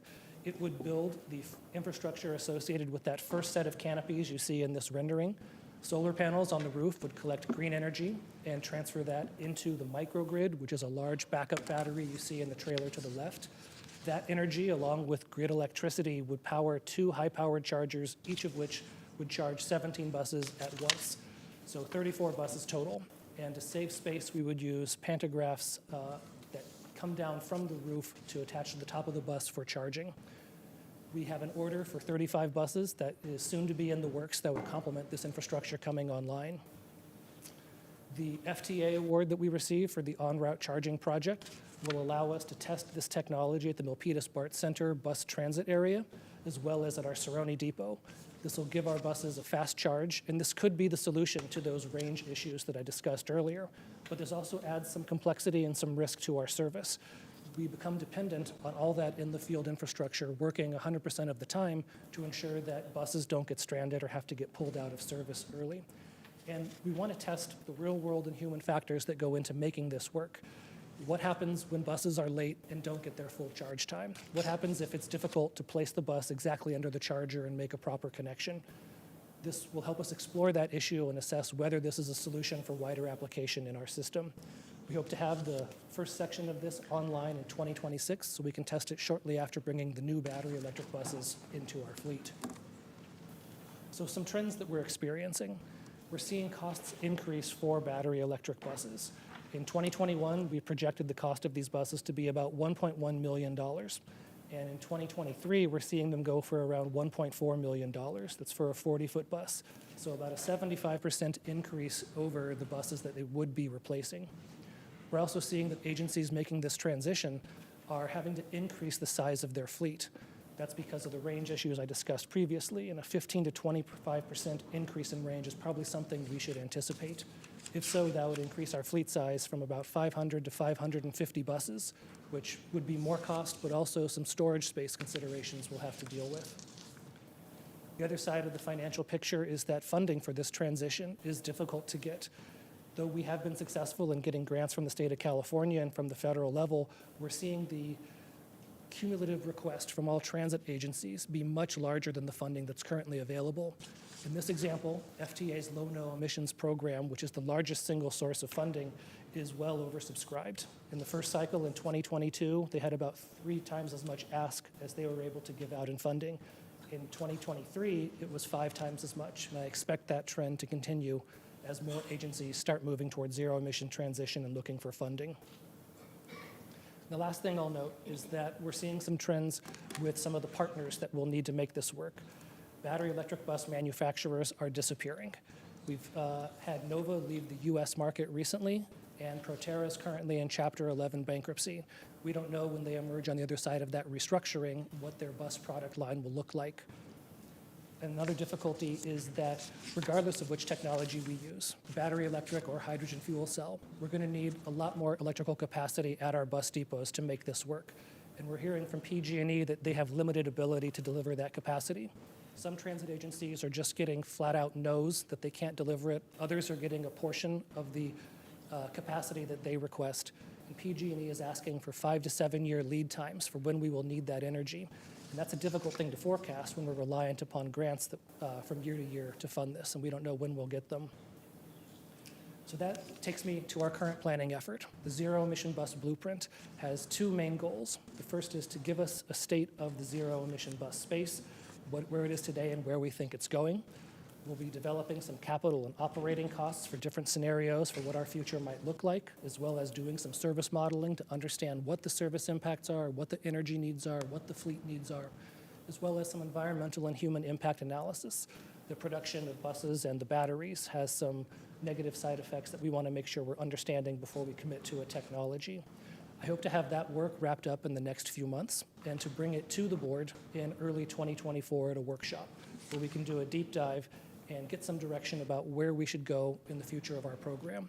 After we receive that direction, I'd like to identify some specific projects that will be the next step of our transition and develop facility plans, fleet replacement plans, and a funding plan to make that go into effect.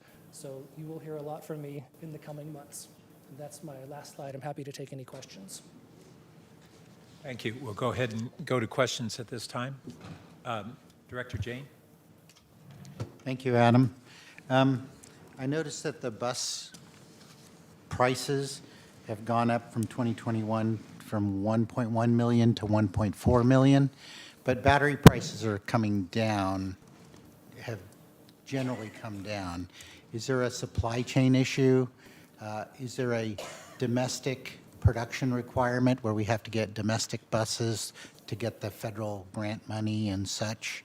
Is this really a supply chain issue that the prices are going up? And then also, I guess every agency has to meet these targets. So could you give us some insight as to why the costs are going up? So to use federal funds to buy these buses, we're stuck with a Buy America requirement. So that limits the number of manufacturers we can purchase them from. As for the price increase, I think there may be a few causes. One may be that there's been inflation in the heavy materials sector. So the steel, everything for these buses is getting more expensive. We're also seeing supply and demand issues. As manufacturers leave the space, the demand increases, prices go up. I think we may also be seeing that some of the bus manufacturers were offering introductory pricing to try to get on good terms with the first fleet with agencies. And in doing that, they tried to make lighter buses, less durable buses, save money, and perhaps not make a profit. Now that introductory period may be gone, and we're seeing the true market cost of producing these buses. Are the traditional bus companies that know how to make durable buses, are they jumping into this market? There are two good ones remaining. There's two, so there's a third bus, only two really coming out will be eligible with federal funds. For large agencies like us will be using federal funds. If we have $1 federal funds, we're a federal project, so we'll need to use those. There's one other, it's Gillig and New Flyer are the two. Gillig's pretty much in our backyard in Livermore. But it's not just all that money that's coming out of the federal government isn't just coming to California. I wish it was, but it's going all over the country. So we're all competing, and then the problem is most of the money for zero emission buses is discretionary, and the California car rule is unfunded.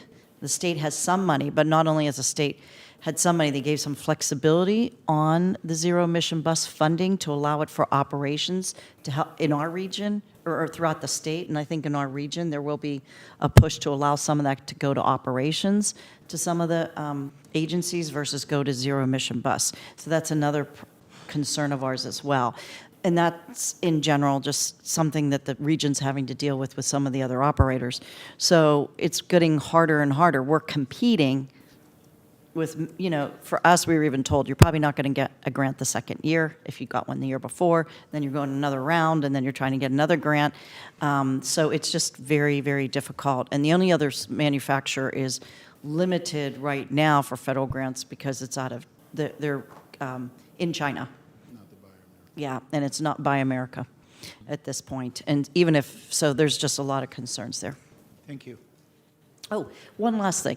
I think the other thing with bus manufacturers too is there's two things that are going on with the American Public Transit Association. This is a big discussion. It was discussed at the board of directors. It was discussed in a number of sessions. Is not the idea of costs in general of the materials as well as the limitations on the market is a problem for us, but also they're looking at working with the bus manufacturers, APTA, to try to see whether we can have a little more standardization, as we talked about, on the buses, because every agency tends to want to standardize its bus, and that makes it more difficult for suppliers, and also takes longer to get it out. And then it was standardization, and there were one other item that they really wanted us to. That was the main point. That was the main item, and then the issues around, and not issues that we're going to get away from Buy America, but I think to take a look at that, and there's just some concerns overall about how can we.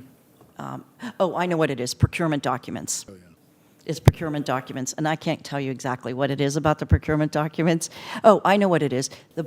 Most bus manufacturers get paid fairly late in the process, so there's a lot of upfront funding, money that they need to cash flow out before they receive a payment. So those are the two areas, standardization and how the funding flows in purchasing of the vehicles that's being looked at. Director Mahan. Thank you, Chair. Thanks for the report, really interesting. Look forward to continuing to learn and discuss in the months ahead. To build, excuse me, to build on Director Jane's line of questioning, I was curious if we know at this point the expected rate of improvement in the range of batteries. How much is that changing year by year? You know, that's a really complicated question. The 150 miles that we show up there is a very squishy number. There are a number of factors that affect that range, like the temperature outside. If we're using the air conditioning or using the heater, that can affect the range, 20 to 30%. The behavior of the driver, if they're gentle with the bus or trying to make up lost time, can be a factor. If there's a lot of traffic, that can be a factor. And also the age of the battery. We expect that after about 6 years of use, the battery will have depleted to 85% of its original capacity. And we want to make sure that any bus that we operate, which can be any route on any given day, meets the minimum requirements. So some of these buses that we have can do 200 miles, but we don't know where they'll be in a worst-case scenario day. So there is hope there will be some room for growth on the buses as technology improves. What we're seeing is that the quality of battery is making marginal improvements, but that agencies are making the newer buses are getting longer range because they're putting larger batteries on the bus. But that reaches a limit. It pushes up against California DMV weight restrictions, and it also starts meaning that there's less room for passengers on the bus because the battery displaces seats. So there's sort of a practical limit that we're pushing up against that I don't expect to see fast growth on over the next few years. We've hired a consulting firm with our ZEB blueprint to help us with this. And they're projecting by 2040, we may only see 15% more gain in travel range. Okay, thanks, appreciate that. That's really interesting, actually, and I think when we come back in 2024, I think you said next year you'll be doing an even deeper dive with the board. I think it would be useful to go deeper into those trends and understand that range. Obviously, there are a lot of factors, but it would be interesting to see how that's trending. Just a couple of other questions quickly. What other, in addition to the source of power, so whether that's a electric battery or maybe hydrogen, what are the other innovation trends you're following when looking at bus procurements? I'm mindful of the fact that we make these decisions and then we're stuck with them for a long time, which is why I think it's really smart that we're taking this iterative pilot approach where we're phasing this out and learning as we go. But what are the other big innovation trends that are relevant as we think about replacing this fleet over time? I don't know. Yeah, I think the two biggest ones, one is battery electric, but hydrogen fuel cell. I can tell you with the 5x5 study that was done at AC Transit, we're able to see that there's a longer range with hydrogen fuel cell. Now, it's difficult to kind of get hydrogen as well, too, and, there's rules, how you get hydrogen fuel cell and procure it. But there's no really other technology that's out there besides those two that we're testing on buses right now. Okay, that's on the source of power. What about, I mean, are there changes happening in autonomy? Is that an area where you're looking as we go? There is progress in autonomy, but I'm not sure that it applies to bus service so directly. I know we're still a ways away, as we've seen in recent news, but just curious if that's a trend that we're following or what we're seeing there. I think that would be interesting to look at when you come back for a deeper dive. I'm also curious about vehicle size.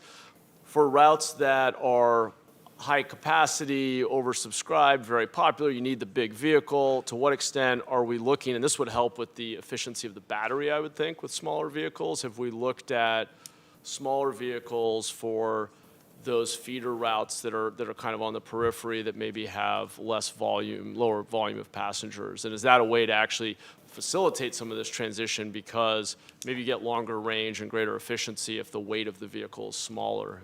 Is there innovation happening around the size of the vehicles? For now, most of the buses that are on the market are 40-foot buses. So we're not seeing the smaller models in the battery electric form just yet. I would note that there is a service planning reason for not going to smaller buses as a cost savings measure. It's the same as we have now with diesel buses, which is there are certain times of day when you really need that extra capacity on the bus, and the marginal cost of more fuel or more electricity isn't worth the trade-off of having to deny boarding to folks because the bus is full.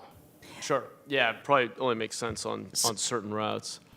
And then finally, I'm curious to what extent we can pool risk with other agencies by choosing to use our procurement pilots in different ways. One agency decides they're going to one Bay Area agency tests hydrogen, we test electric or other innovations, and then we share information. I'm sure that kind of happens naturally, but is there a clearinghouse or a coordinated way of pooling our risk and really being strategic about how we learn?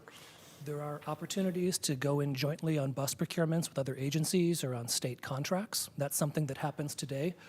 Presently, there's an effort being led by MTC to try to think about what all the Bay Area operators can do together to help make progress in this space and save cost. That's just getting started. We should have some findings in the next few months on that, but I think it may trend in the direction you're thinking. Great. We're also a part of Zebra, and Zebra is all the bus agencies across the country share ideas, look at other trends that are going out there, and we have the capability to look at each other's kind of backyard and share best practices and other things that are going on, and VTA is a part of that.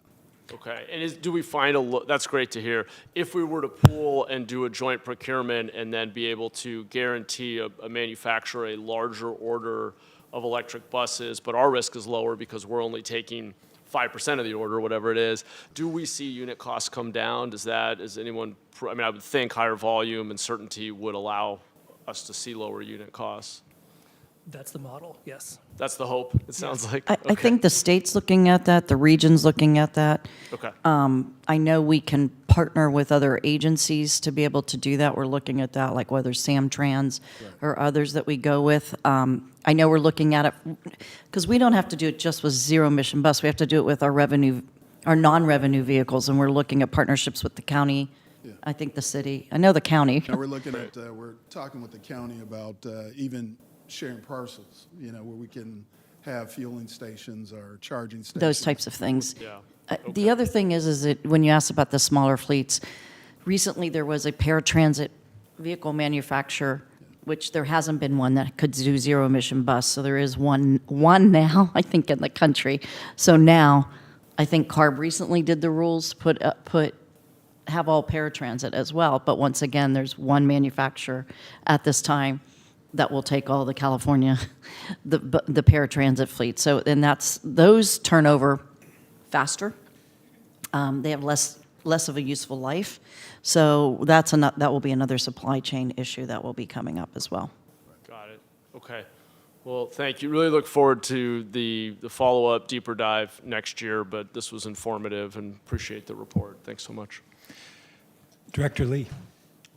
Yes, thank you so much for the report. This is it's exciting, but to me, I felt that we're real behind. I mean, just look at some numbers. So visiting China about, I guess this was 7 years ago, they already had all electric buses on all the major cities. That was 7 years ago, not 2040.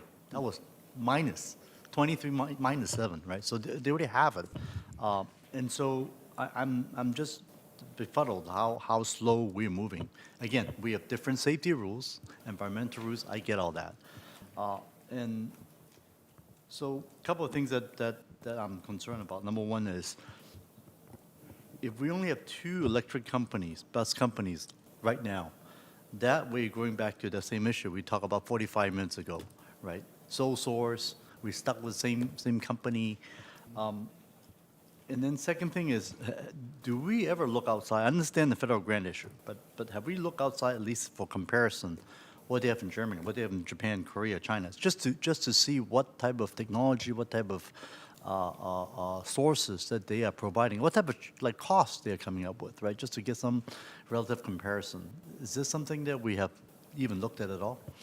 Yeah, absolutely. We really like seeing that data. Asia is well ahead of us, in part because of incredible amount of investment that's being led by the national government that we don't have anything comparable here.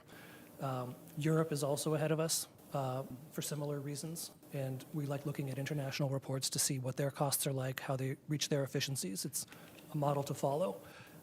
We are probably in third place here domestically, just with the level of government investment there's been in this space, and also just because the demand is small, the number of companies that are seeking to fill the market demand is small. So I'm hopeful that over time, as more agencies move in the zero emission space, we'll see more competition in the vehicle manufacturers and the supporting infrastructure. Right, so I would like to see some numbers. You could break that back in the next report, just to get some ideas of what they are doing in other countries. I've always told people I'm not ashamed of copying good ideas from other counties, in this case, not from other countries even, for the same reason. We're trying to solve a very similar problem, basically, to accomplish the zero emissions, number one. Number two is AC Transit. They just run in the East Bay. I took that to school every day in high school when I lived in Berkeley. They've got these fuel cells buses, right? So apparently they are doing okay with them. Derek, is that true, or what's the story on that? That is true. Right. So if they've been able to do well with fuel cells buses, and that also help on the range, right? You're talking about 300 miles, which I guess like the 22 would be able to go all the way from, what was it, Palo Alto down to East Ridge, right? So is that something that we could duplicate much quicker because of the fact that AC Transit has done it? We've got some good test results, something that we could look into, because I know we did the first one we had didn't work, right, 20 years ago, but this one seems to be much better. Is this something that we could look into also in parallel, not just electric? Right. I am a big fan of not reinventing the wheel, especially if it'll save us time and cost. We've visited AC Transit sites to learn exactly how they do that, and we're in close contact with their staff. How about the cost of those buses? Are they significantly different or fairly similar in terms of the $1 million you're talking about? Similar to what we're looking at. Similar costs. I will say AC Transit is probably the leader in the Bay Area on their movement, just because of the amount of studies they've done, the pilots, and we're very lucky to have, Derek's being quiet, but we're very lucky to have him here and have him take a look at it, because I think originally we were asking the board to go with battery electric buses, and there is a desire to continue to look at hydrogen. I think it's really important. It's also important to diversify our fleet, and I think hydrogen right now is progressing almost at a faster rate than maybe the battery electric bus abilities are moving forward. Hydrogen is much different than it was, say, 5 to 10 years ago. And also the fueling portion of it and how long it takes you to fuel a hydrogen fuel cell. If you get a cryogenic pump, you could fuel a vehicle in 7 minutes, which is something different. It's really about the transport and how to get the hydrogen here, if you're going to do it above ground or below ground, and trying to figure out those different things. But coming here, that was the first question I asked. Are we going to diversify our fleet and not just look at battery electric, but look beyond that, because that technology is really working. Yeah, exactly. So thank you so much, Derek, for that. And 7 minutes is like filling up your car, right? That's about similar time, really. We talk about liquid nitrogen, right? So this is liquid, like you're filling gas, which is, we say gas, but actually liquid, right? So for that reason, I think that's something that we certainly should not overlook moving forward on the next report. I certainly would be excited to see that. And again, besides AC Transit, I would love to see how other places, other countries are dealing with fuel cells as well. What they're One good thing I'd like to add as well, too, we already have the infrastructure for hydrogen at our Cerrone division that we can actually capitalize off when we're thinking about doing hydrogen fuel cell in the future. Great. Yeah, that's wonderful news. Thank you. I'll just note that Derek came from AC Transit, and when he joined us, he was able to bring that experience of them having been leaders in looking at a real combination of electric and hydrogen. And we recently had just an introductory meeting with Professor Jimmy Chen at Stanford, who has been a principal advisor to AC Transit on that, and his group at Stanford has been studying this and using AC Transit as really their pilot study program. We're exploring with him the prospect of advising us as well in the future. And I have a number of other questions and comments, but Director Lopez. Thank you so much. I really appreciate the detailed information and the questions. I'll just pick up on what Director Lee was asking and just say that as much as I'm concerned about the lack of options, I'm just as concerned about instability in the market. Proterra going out of business, in a Chapter 11, I'm sure they'll emerge in some form.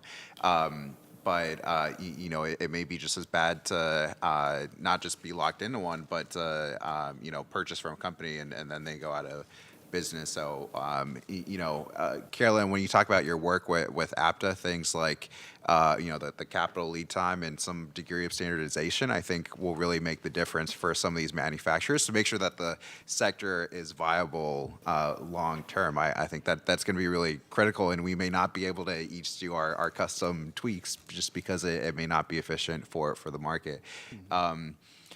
And I'm guessing as part of this discussion that will come up next year is that where all of these little things over the past 5 years that we've been learning and observing with the pilot, is that going to come into the policy discussion? Yeah, we'll absolutely rely on our own experience. We'll show you examples from other agencies, and we'll project where these technologies are going in the future. So we'll try to give you the best information to really help set a course. Great. I look forward to that. And, finally, Jim, my unsolicited advice is frankly, I think the PG&E issue one is a larger one that, relative to the kind of attention that it gets. I'm thinking also my experience serving on the Air District Board, where this is one of the key impediments to electrification statewide that nobody is kind of talking about with the kind of sense of urgency. And I just don't see how that gets resolved without some sort of legislative fix. And so, Jim, I think that's something for your team to think about, because we have very limited levers to pull with a monopoly operating on our own. And I don't see how we get to our statewide goals broadly beyond just transit without some kind of action by the legislature. But appreciate the information. Well, I'd like to just follow on to some of the questions and comments of my colleagues. First, this whole issue of the price spike that's going on in these battery electric buses, while we're seeing the electric vehicle industry having prices drop drastically. And what that really indicates is that it's not so much an inherent cost structure of batteries that are going down.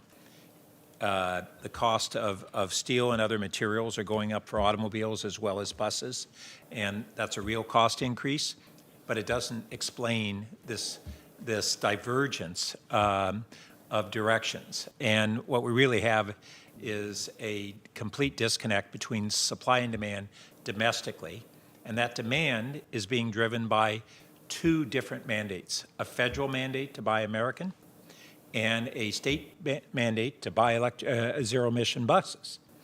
And the domestic market is not in place to respond to those mandates right now. And I see it as a real problem unless we get some corrections on the state and the federal level. My cursory understanding of the costs of, first, even the buses in Europe being considerably lower than ours with a favorable trade partner, with high cost structure and high quality, all given. And in China, they're drastically lower, to the point where I'm very interested in what portion of our bus procurement costs is being subsidized between federal and state subsidies going forward, approximately. Do we? Well, we use largely federal dollars to buy our buses, so it's 80 to 100%, I would imagine. Yeah, I think we can come back with that information. Okay. And it's also regional policies that drive us to have to put it towards buses if we have to do if it's time for a bus fleet replacement based on our plans. Okay, well, we've got a big disconnect, and it's not limited to us. It's also very interesting as we're trying to anticipate the future trends. 2 years ago, when we had this discussion in committee, our orientation was all around electric buses, and I was somewhat of a lone voice saying, time out. There's a lot starting to happen again in hydrogen. And it was, no, hydrogen was early on. It's going by the wayside. And so things continue to evolve. And the range that we have today, Adam's completely correct, of only in the next couple of years seeing modest increases in range. But beyond that, we're going to see very significant increases in range as we get into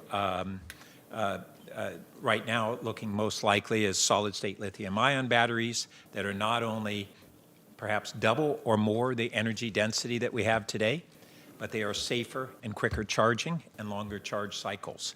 I mean, a higher number of charge cycles on the horizon. So what we're facing right now is not what we're going to see in 4 years, who knows?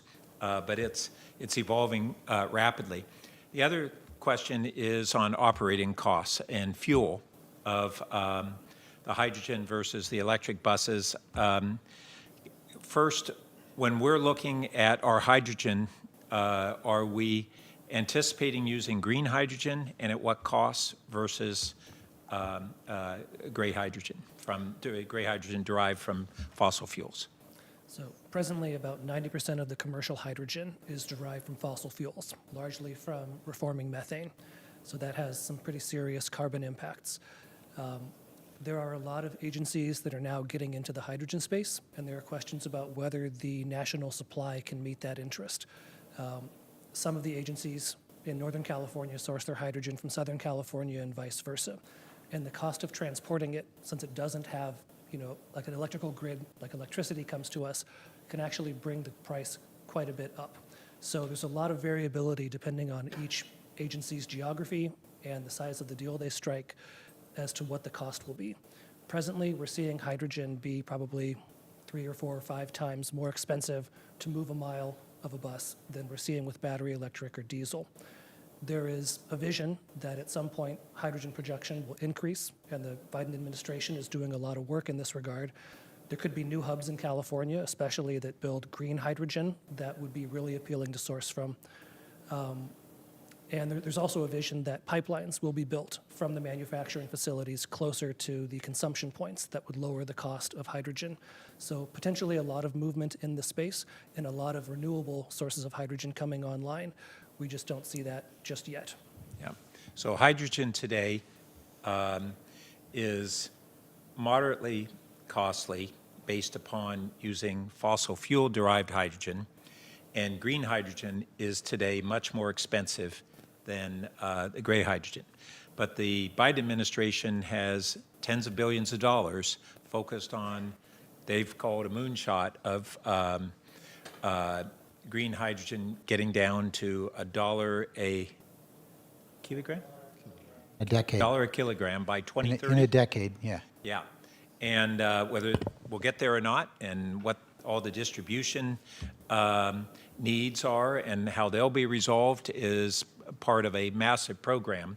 So once again, by the end of the decade, this whole field will be transformed in terms of the battery electric buses per se and the hydrogen sources. It's difficult to predict, and so I wouldn't put a bet right now on what will be our best decisions in 5 and 10 years.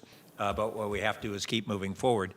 This real serious problem that we have on domestic manufacturing is a real headwind for everybody. I did want to, Director Mahan had asked about autonomy, which is another part of our new fleet. I think we do want to keep an eye on fixed route autonomous vehicles as opposed to autonomous vehicles in the wild. And that has a much more feasible, safe, reliable autonomy than what has been to date, trying to make the big leap of going to releasing them in the wild, and with all the variables that are increased there. I did want to also add that these initiatives are driven by our climate initiatives, ours and the state and the federal government, but they also have tremendous other benefits of noise reduction and atmospheric pollutants. And so people who reside near not only bus routes but vehicle routes, we're going to see a transformation in the public health impacts as a result of this same conversion. And that's become secondary or almost not even talked about, but it's going to be a big public benefit in the same time frame. So I would be interested in the future, not distant future, us just understanding what those international cost structures are, even if we are not in a position to be able to tap into them. But if I understood it right, that disconnect between the available state and federal dollars versus the demand seems to imply that either those dollars are going to increase, the costs are going to go down a lot, or maybe we would even look at not using those dollars in some circumstances if we have to meet a mandate and they aren't available enough. So I don't know the answer to that, but I just am interested in us keeping our options open. Okay, this is an exciting topic,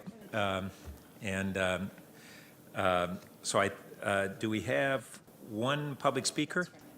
Oh, no, I'm sorry, for the next item. Thank you. Anyone else on this? Okay. So thank you, Adam. And our next item is the light rail pilot vehicle program. Yeah, Derek, do you want to introduce again this is something we were looking at, a light rail pilot vehicle program, and I'm going to let Derek with others go through this process. Jason Kim's the senior transportation planner, and Michael Bates is the operation manager, and I'm going to let you take it away. Thank you. And again, like I spoke earlier, we're looking at all technologies and looking at technologies to take VTA into the future.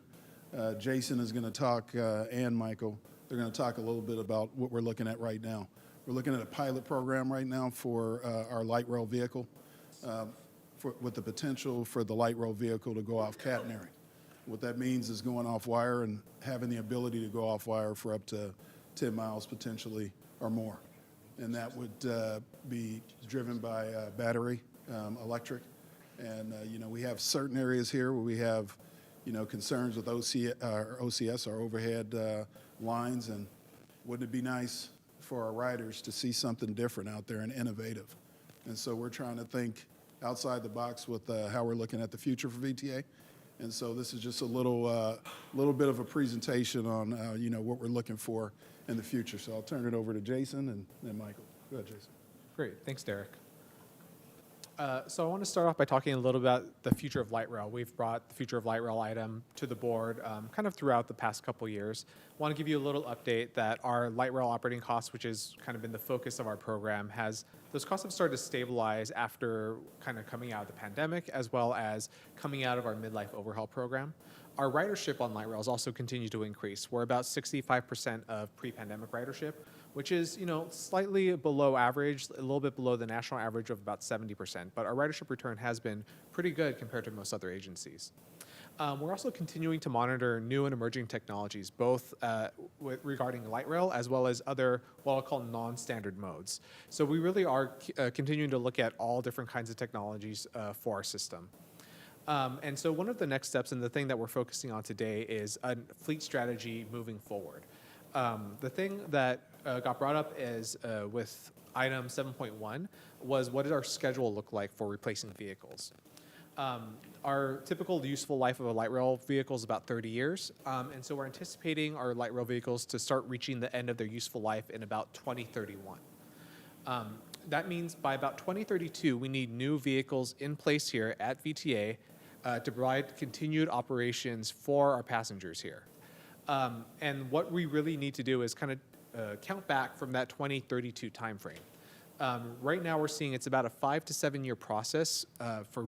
So while this 2032 timeframe seems pretty far out, the actual work to get up to that 22 timeframe is actually starting very soon, and we're starting that work today, really.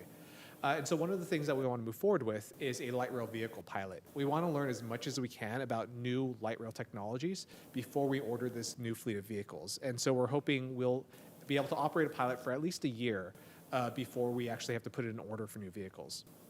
The other timing I want to note is the EPRC extension. I just want to note that while we're hoping to begin construction next year and begin operations in about 2028, what happens here is that date actually falls between when we have to order new vehicles and when we would actually have the new vehicles in place. So I just wanted to give you a sense of how that timing works.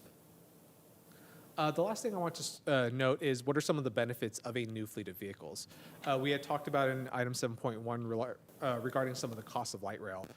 We know that older fleets of light rail vehicles just cost more to maintain. It's actually a trend that we see with a lot of other agencies throughout the country. Typically, parts are more expensive and harder to source, and so newer light rail vehicles just have kind of cheaper costs going forward. One of the other notes that Derek mentioned is we're looking at off-wire capabilities. The picture here is from a system in Newcastle, Australia. It's a tram system that typically only charges at their stations, and so there's no overhead wire between stations in those areas. I also want to note that we'll likely order a smaller fleet of vehicles when we do order a new fleet. Currently, we have 98 cars. A new fleet of vehicles would hopefully be cheaper to procure, and we'll kind of have a lot of decisions to make about what these vehicles look like, how they operate, how big they are, what kind of batteries they have on them.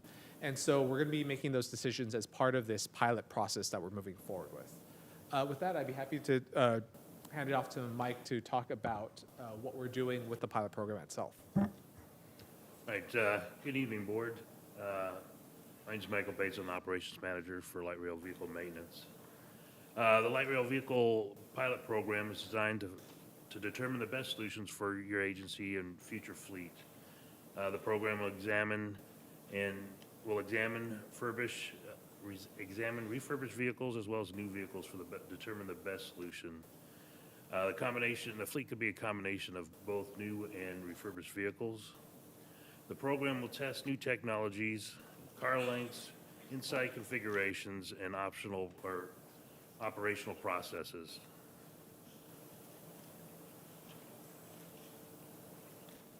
The main technology that the program will be testing is off-catenary wire or off-wire or off-catenary.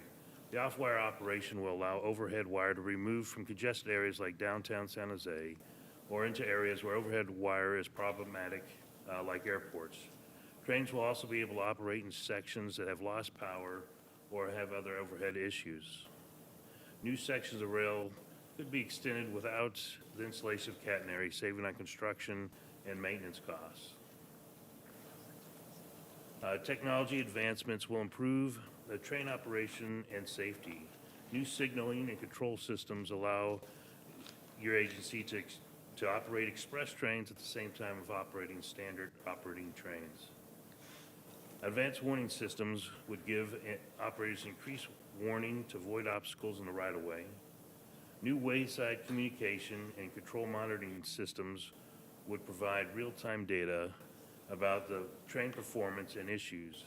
Integrating real-time information with your agency's operation and the maintenance management programs will provide faster and better responses to problems and issues. The results would increase vehicle availability for revenue service and reduce maintenance. Trains fitted with monitoring and measuring equipment for trachymetry, overhead wire, or other right-of-way equipment will provide immediate information when problems occur. Currently, your agency uses vendors to inspect many of these elements or maintenance personnel is used to find the problems. Pinpointing these issues in real time will provide cost savings by determining the location of the issues quickly and reduce the man-hours looking for the issues. Having the right equipment on board will reduce or eliminate the need for third-party inspections.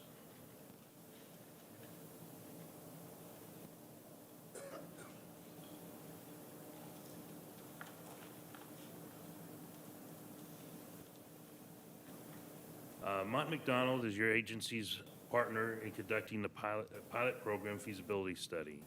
Mott McDonald has conducted several of these feasibility studies for other agencies in California and across the country. Their team consists of engineers who specialize in light rail vehicles, power, and right-of-way equipment. The feasibility study is twofold. It will examine and determine the scope of work for the best options for the light rail program. The second phase is looking ahead for our future fleet and the possible system expansion, usages, and developments. Then the study will guide the pilot program to answer the question, what is the best option for the future fleet? New vehicles, retrofitted vehicles, longer vehicles, fleet size, new technologies, vehicle configuration, the list goes on. The pilot program augments the feasibility study to find the robust solution for the future fleet. Many agencies fall in love with past technology and practices only to struggle with them in the future. In the light rail market today, many of these new technology solutions and other advancements that were not available 25 years ago, your agency wants to take advantage of them.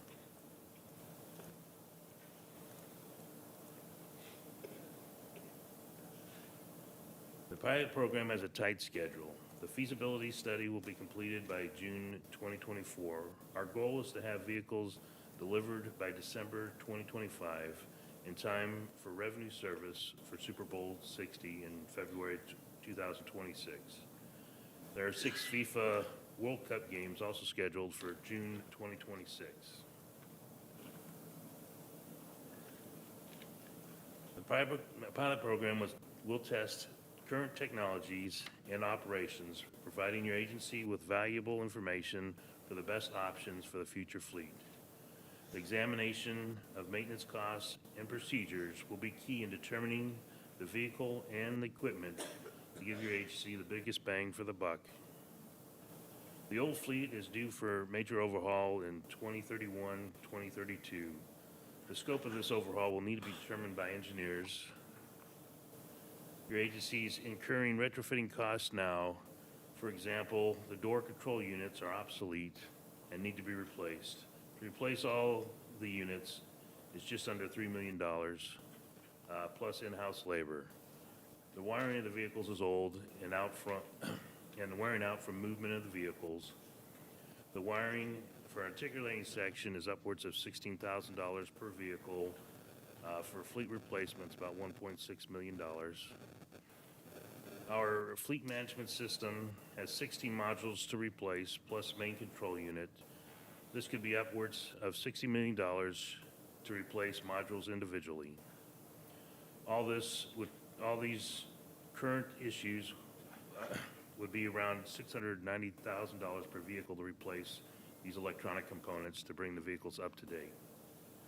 Real-time and automated communication with vehicles will provide valuable information for troubleshooting and early detection problems. Overhead wire problems are hard to find and create repeating problems to pantographs. Last summer, our agency had 60 pantographs damaged by one issue, approximately $360,000 in damage, plus in-house labor to repair. Systems to monitor the overhead wire and pantographs would detect these issues quickly and save our agency valuable time and money. This concludes my presentation. I'll be open to any questions that you may have. And I just want Derek to follow up with a little bit of the sort of the field trips and the RFI process that we're doing right now. Definitely. So currently, right now, we put out an RFI request for information. We wanted vendors to come to us and tell us, one, if we're looking at this right, and then also, two, what technologies do they have to offer.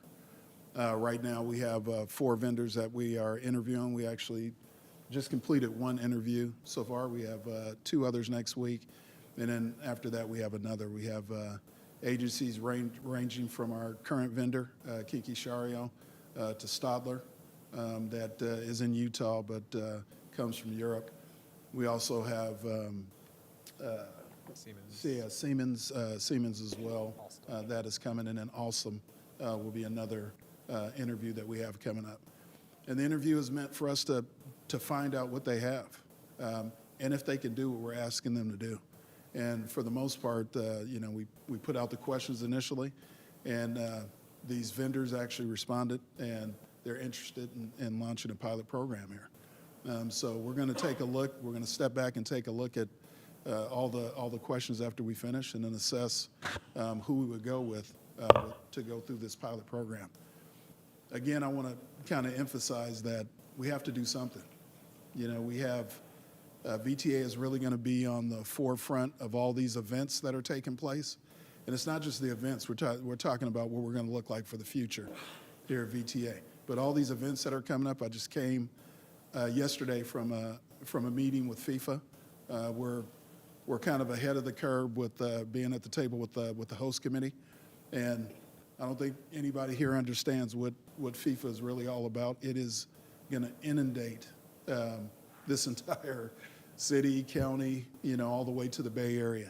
And they intend on using VTA as the public transportation of choice. So we have to put ourselves in the forefront and make sure that we are, one, technologically savvy, and that we're also doing things to set ourselves apart from others. And then, you know, also making sure that we partner with our partners. If you guys recently saw, Caltrans actually has an electric rail car. We would be the first in the United States to have a light rail vehicle that goes off catenary. And to your point, Director Lee, over in Europe, Asia, every other place they're doing it. We're just not doing it here. So we want to be the first of the kind to do it. All right, thank you. Director Jane? Yeah, I really like the idea of getting rid of the catenary wires. I think the maintenance cost of those is tremendous. Is there enough dwell time at the stations to fully charge a car to get to the next station on a charge that you would receive at a stop? And then secondly, how do you envision the pilot running? We would get some of these cars and we would just de-energize the overhead lines to run the pilot on our own, one of our lines. I'm curious how the pilot's going to work. You can do it, and I'll jump in. Okay, great. Yeah, so for your first question, what we would probably envision is maybe not removing all the catenary, but removing certain sections of it where it's difficult to maintain or it causes some other obstructions. So if you envision it would charge while it's on the catenary, maybe charge at stations, and then between other stations, it wouldn't be charging and be operating on battery. So there's enough time that it would be connected to the catenary where it should be able to offer continuous operations, but this is something that we're looking at as part of the pilot project. And we wanted to make sure that when it goes off catenary, all systems need to work the same. So HVAC, all those things, all the features need to work exactly the same. And that is what we asked the vendors, and we want to hear back with this RFI to make sure that that is something that they can do. And I think, again, you know, having something different that kind of sets us apart from everybody else, and having the ability to display ourselves, not just locally, but again, with FIFA and other things coming in here, all the attention that VTA is going to get, seeing us do something like this actually brings us into modern times and actually past that. And just the last part of your question, that we'd be able to lower the pantograph so we wouldn't have to de-energize the wire. Right. I see. Okay, thank you. Director Mahan? Is that you? Oh, Director Lee, excuse me. I'm seeing the light over that way, yes. Yeah, thank you. So similar to last question regarding the, implementation of this technology clearly is way ahead in other countries. So, and we talked about the subsidy issue. Are we limited to have to purchase these type of light rail vehicles made in the U.S. to get the subsidy? Or, like you mentioned, Siemens being from Germany, are we allowed under the subsidy program to go outside? So we still have the Buy America requirement that will also apply to the light rail vehicles. Good thing is that some of the European companies are looking at that to make sure that they, hit the EN standards and to make sure that we're, they're in line with trying to actually build here with some of that type of technology. I do think on the pilot, if you call it a pilot, we're still struggling as to whether we need Buy America or not. We're trying to get an answer to that and have some questions about that, because we're also looking at funding it going through DOE, Department of Energy, and Department of Energy doesn't necessarily have the same requirements that the DOT does. So there are different things we're hoping to get out there next month to DC to have some conversations specifically about the pilot program. And obviously, when we talk about pilot, we want to look for not necessarily just made in U.S., but something that is really the best technology that would be adaptable for our system, integrating into the current VTA light rail system. Because we are using the same rail lines, we're using a lot of the similar. So I think the idea is that we could look outside the U.S. since the technology is so much ahead in other places. And of course, they also have many years of testing data and actual operation as well. So I just want to make sure that we are fully engaged in that effort. Thank you. I think maybe if I can add one more thing. We pointed out that there's really only 2 bus manufacturers in the U.S. now. We actually have more light rail manufacturers in the U.S. than bus manufacturers. Oh my God. So there actually is a little more Incredible. competition, for that market. As Derek mentioned, Stadler built the Caltrain EMUs that are coming in. So they have a facility in the U.S. now. Right. So while they don't currently build light rail in the U.S., they can build light rail in the U.S., and they're trying to enter that market. So the light rail industry is actually very competitive right now, I'll say. That's great. Yeah, awesome. Thank you. And one quick question, are any of these alternatives that we're looking at utilizing induction charging? Not at this time, I don't believe, yeah. Okay, that'll be interesting. All right, we were going to take commenters at the end, but this public speaker really wanted to address the light rail pilot, so I'm going to go ahead and ask Austin Jenkins to speak at this time.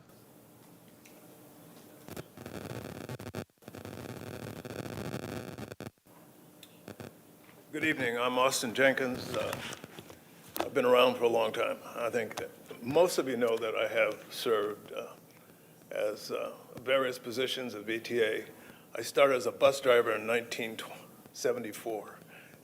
I was going to be a one-year job. I ended up with a 30-year career. I ended up in Seattle, where I founded the light rail operations section that operates and maintains the Link Light Rail. I was also the AGM for rail in Denver. So I'm an executive vice president in DART on an interim basis. So I've been around, I've been overseas, I've been to the Korea on behalf of RTD to buy the car and to the Czech Republic. And my point here is to voice my support for this great exercise. I think that the off-wire exercise especially is important. In Dallas, we actually had proof.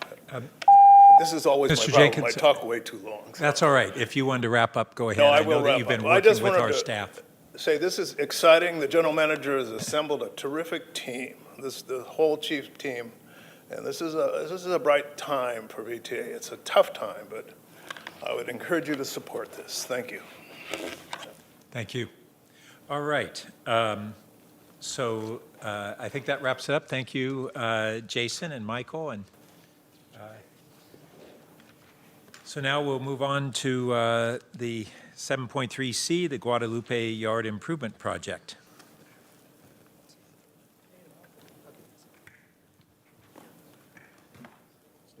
Okay, so similar to the zero emission bus plan, we did hire a consultant to help support us in developing that blueprint. We are now moving forward with the Guadalupe master plan, and we are bringing in, primarily what we want to know is what are the best practices in the industry, and many of various companies have been able to really focus on this in our industry, similar way we're using Mott McDonald for the feasibility study for the light rail pilot. So I'm going to have Ken talk a little bit about the Guadalupe master plan. Thank you, Carolyn, and welcome. Thank you, board members. We're going to shift our attention now from vehicles to the yards where we store and maintain those vehicles. So we're going to start with just a quick little overview about the Guadalupe yard. It is the original yard, only one yard, built in 1987. It has been the home for the 2 generations of light rail vehicles. Couple things to note: it is the only location where we maintain trains. It's the only place with an OCC, and there's a litany of buildings primarily for the operations and the maintenance for both the light rail vehicles and the main line out on the field. Quick little slide here to show you the layout of the facility. Wanted to highlight just a couple things. There's 2 main buildings. Building A is the administration building, and Building B is Way Power and Signal. I'll talk about that in a minute. But the facility itself, since it was built in 1987, has been challenged in a variety of ways, and one of them is just in space and buildings. So you note there that there's trailers for offices and for training and things. So the facility itself has some challenges, and we're going to go over those in a little bit to talk about what they are. First, it's 35 years old. 35 years old not just means old buildings, it means old technology. The OCC is antiquated and it needs a backup. The facility itself only has 1 entrance in and 1 entrance out. And there's a lack of training space. So we've recognized the value through our GWI to train not only our Way Power and Signal and track folks, but our drivers and our operators. And so we lack space for that. So state-of-the-art facilities have that, and this one does not.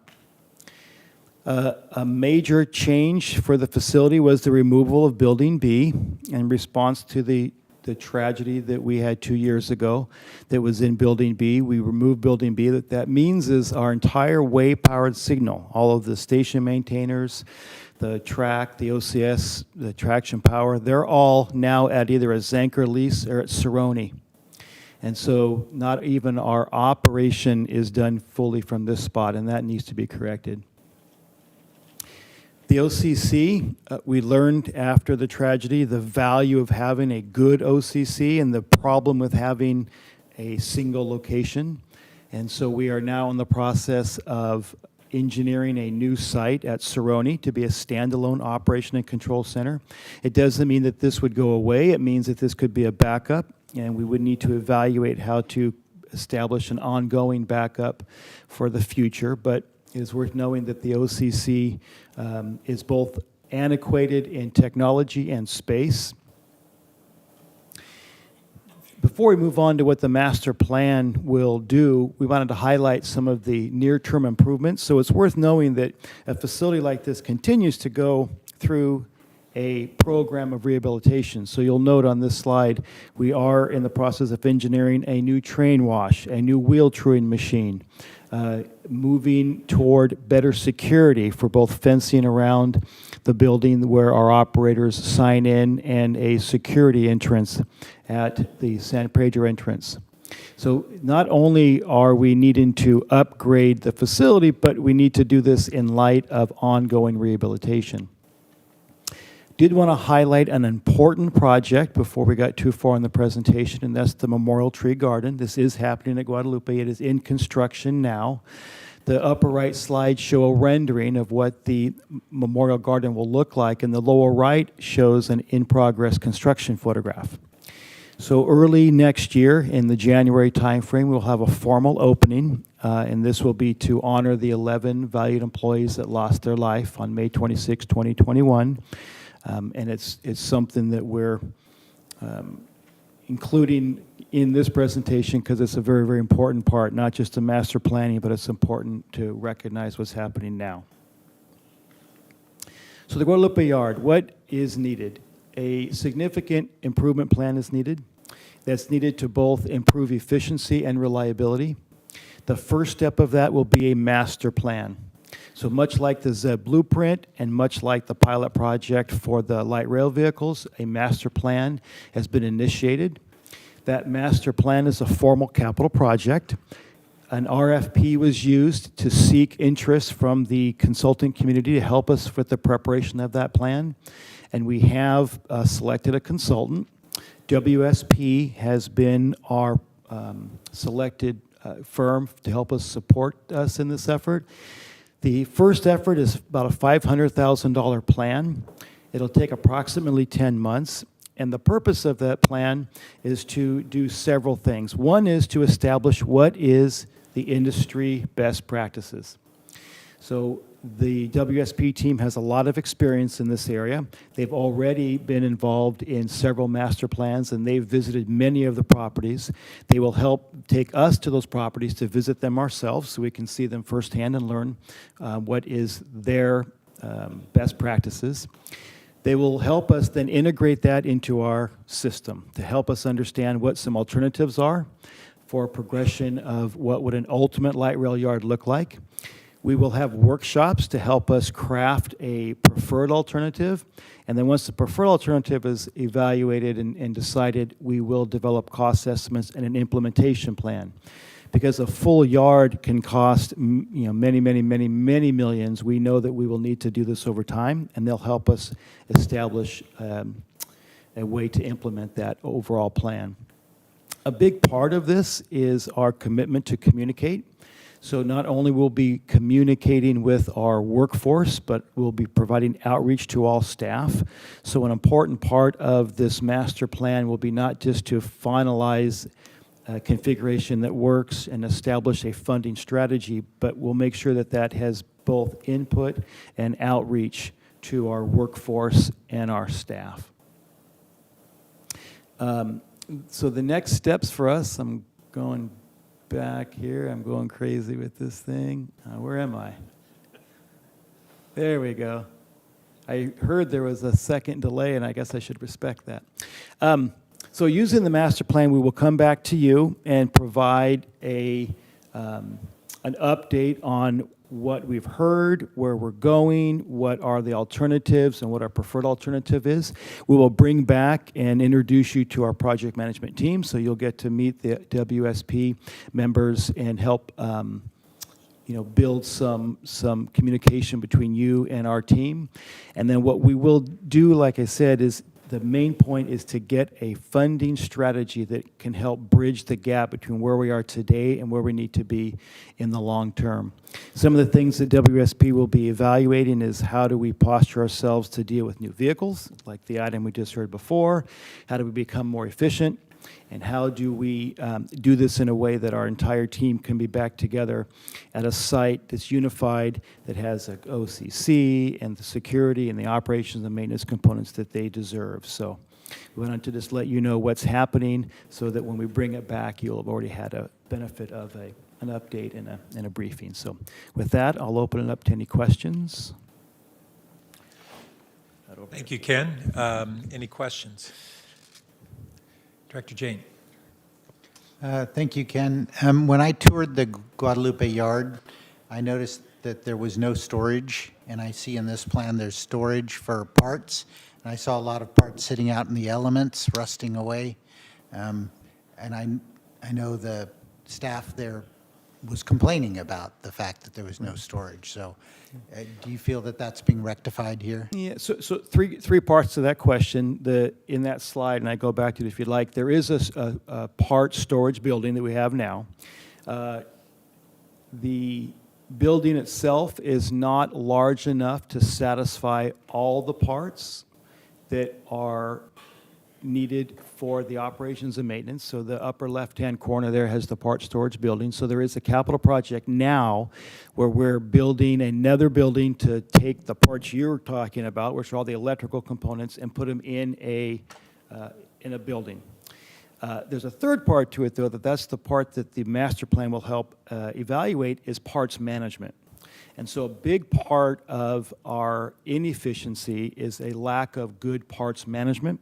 We have replaced a carousel in the yard that helped a little bit of the shop, but a more industry standard parts management program is deserved.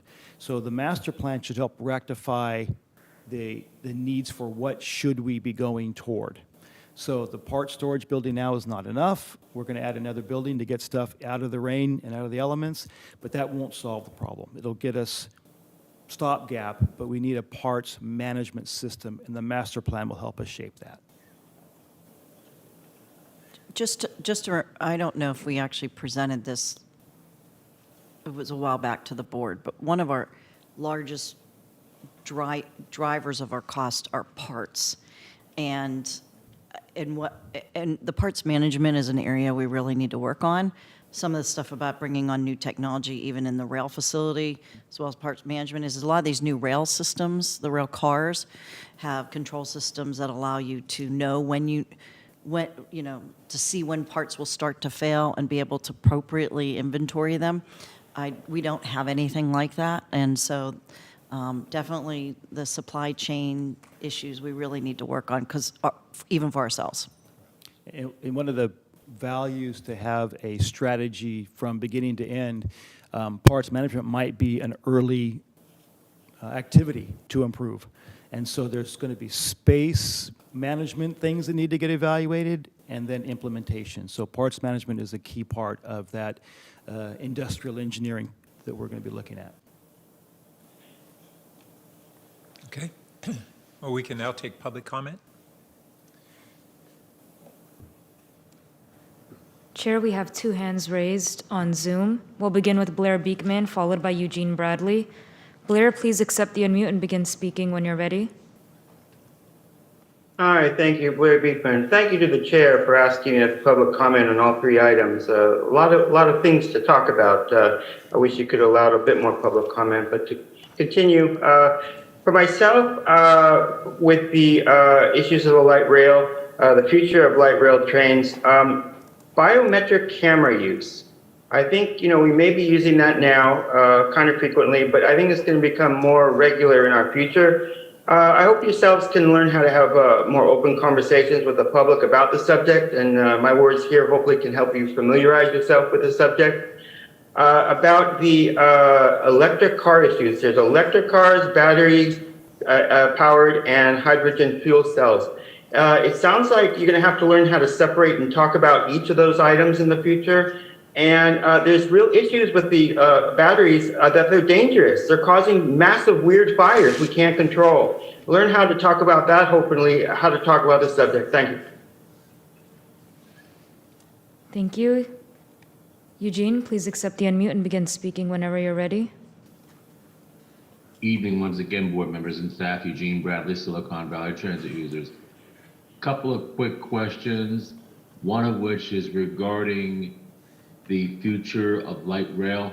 Has there been consideration to open a second lot for the light rail vehicles, the current as well as future ones, preferably down in South County? One will be needed if you ever need to expand light rail either west of Campbell or even south of Santa Teresa, because you can't have all the trains coming out of one garage. We've all seen what happens when you put all eggs in one basket, and that basket has a problem. Second, regarding your electric buses and your alternative buses, has it been considered to build your garages more vertically like they're doing in Singapore? And finally, regarding new electric or hydrogen buses, have you considered swapping the diesel engines on the current fleet for hydrogen alternatives? I'll put this stuff in writing. Thank you. There are no more hands raised, Chair. Thank you. That closes our public comment on 7.3. So these are informational items. We don't need a motion. Thank you all for valuable updates. So that takes us to our last item on the regular agenda, 7.4, which is an information item to receive updates on SB 129 Joint Labor Management Committee, including the grant activities and funds. And for this, I'd like to welcome John Pospišek, a bus operator and recording financial secretary for ATU, and Armando Barbosa, bus operator and ATU executive board officer for operations. And Hanette Bushroken, technical project manager and chief steward for SEIU 21. Tammy Denota, VTA chapter chairperson and Region 1 vice president of SEIU. Mark DeLong, assistant transportation engineer. And Mark is also representing TAEA. And Jay Bailey, chief of staff. Welcome to everybody.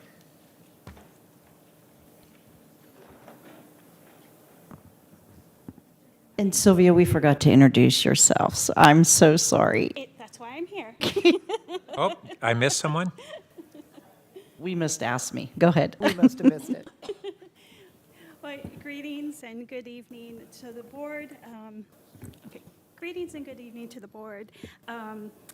Chairperson Burt and Vice Chairperson Chavez and other members. My name is Sylvia Vasquez, and I am a member of ASME Local 1101, and I'm also a very proud VTA employee, and I'm a transit division supervisor out of one of our bus operating divisions. I'm also a member of this SB 129 committee, and I'm here tonight with some of the other members of this committee that's doing really hard work on really hard work. And they're going to be introducing themselves during the rest of the presentation. Now, if you recall, we had received a grant, and we're here to provide an update of the progress that's been made with those resources. So if you could see that we had a total of, this is an overview, we had a total of $20 million in state funding for VTA that is to be used for instance, the trauma counseling, contracted clinicians, worker support and assistance. To help with the development, it helped with the development of the peer support program. It was also, this funding is also for the mental health services. We developed the Resiliency Center and also the mental health days. Also, part of this grant was identified to help with worker training and retraining, reasonable accommodations for those individuals that were impacted by the tragic events. Also identified was facility improvements. And this is to address the safety and security measures. And some other members of this committee are going to speak more to some of these items I identified. Thank you for your time, and the members are going to be speaking. Thank you, Sylvia. Jay Bailey, Chief of Staff, also a very proud member of this committee, and have been with it since the beginning with all of my colleagues here. The makeup of the committee is, you may recall, made up of 2 people from each of our labor unions, our 4 labor unions at VTA, and 2 management members. We have kept that committee membership consistent since the beginning of this. We work collaboratively. We have set for ourselves a charter and a governance structure, but most of our decision making is done in a collaborative way, getting to most reasonable decisions that we can. The representatives from VTA management come from the non-rep sector, but we also call in very regularly our colleagues from finance, from operations, from safety and security, and certainly from HR, because some of these issues that we deal with on SB 129 cross over with our personnel issues at VTA. The original purpose of this committee, Sylvia has talked about. It was our job to identify a range of needs of VTA employees following the 5/26 tragedy. We did propose a budget, an estimated budget for those needs of what we thought it might cost.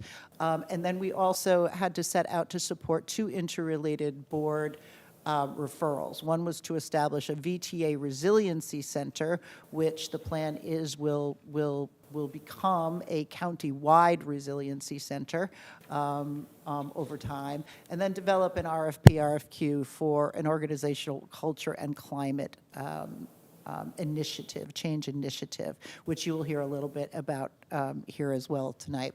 That timeline up there, you can see for yourselves where we've come. We have kept to our timeline very well. Our culture and climate initiative has taken a little bit longer, and that has been at our own request.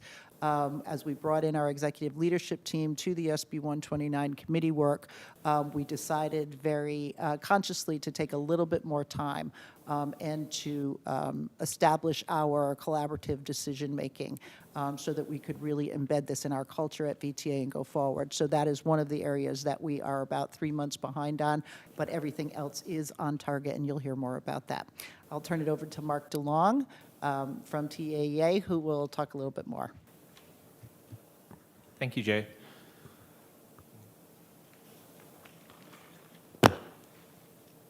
So I'm Mark DeLong. I'm a representative from the Transportation Authority Engineers and Architects Union in association with IFPTE Local 21.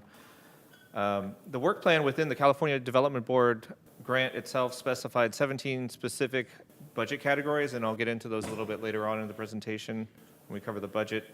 But the committee grouped those 17 specific scope areas into 5 main categories, and you can see those on the screen here.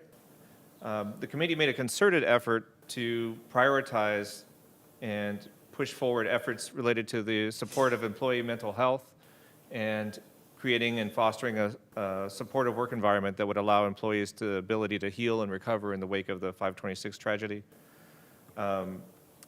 Additionally, as part of the work, creating a safe work environment and then fostering and improving an improved workplace culture and climate. Item 5, I think initially underestimated the level of effort involved in that, and so you'll see later on that that is something that's very meaningful to the agency, but it's also going to take quite a bit of effort, and then it's going to be a longer duration item. And with that, I want to turn it over to my colleague, Tammy. Good evening. My name is Tammy Denoda from SAU Local 521. I'm going to go over Category 1 and 2. Category 1, initially, we originally estimated it would be $4 to $5 million out of the $20 million, but it's coming out at this time to be about $4 million. Part of this service included the continued partnership with the County of Santa Clara's Office of the District Attorney for the Victim Services Unit and also the Bill Wilson Center for Living with Dying. So just a lot of support that our employees and the community needed to recover from this incident. We've also in this committee approved money to be spent on inpatient treatment for our most impacted employees. So that's come to our committee where we, obviously kept the workers' names anonymous, but just bringing the incident to us with like a number, employee number 1, employee number 5 needs this type of service. They were at the incident or they were impacted and we need to approve this amount of money. So the committee's been able to be very supportive of our workers and provide that type of service. We also have approved residents, licensed therapists, contracted clinicians for support for employees, and also looking into alternative providers for therapeutic modalities and for PTSD and trauma. So looking at all those different types of services for our employees. In Category 2, we were looking at the supportive work environment. So direct worker support, we've been able to develop a peer-to-peer support program, which a lot of workers, starting with ATU workers, because they're the biggest unit of workers at VTA, over 1,500 workers. So they've been able to take the peer-to-peer support so that going forward, when you recognize that your peers need support, your coworker has been trained in order to help you, and not just somebody who thinks they're good at talking to their coworkers, but somebody who's been trained to do that. We also approved 3 mental health days per year for the past 2 years. We're now into the 2nd year. And those mental health days are not cashables. They can't cash them out. They're for actual mental health days for our employees. We also supported the memorials for year 1 and also year 2.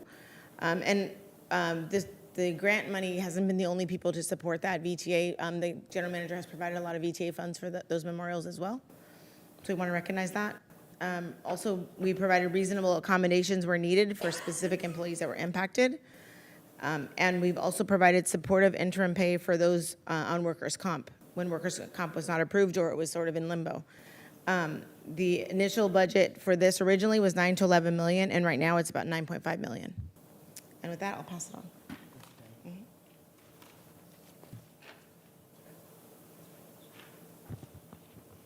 Good evening, respected board members.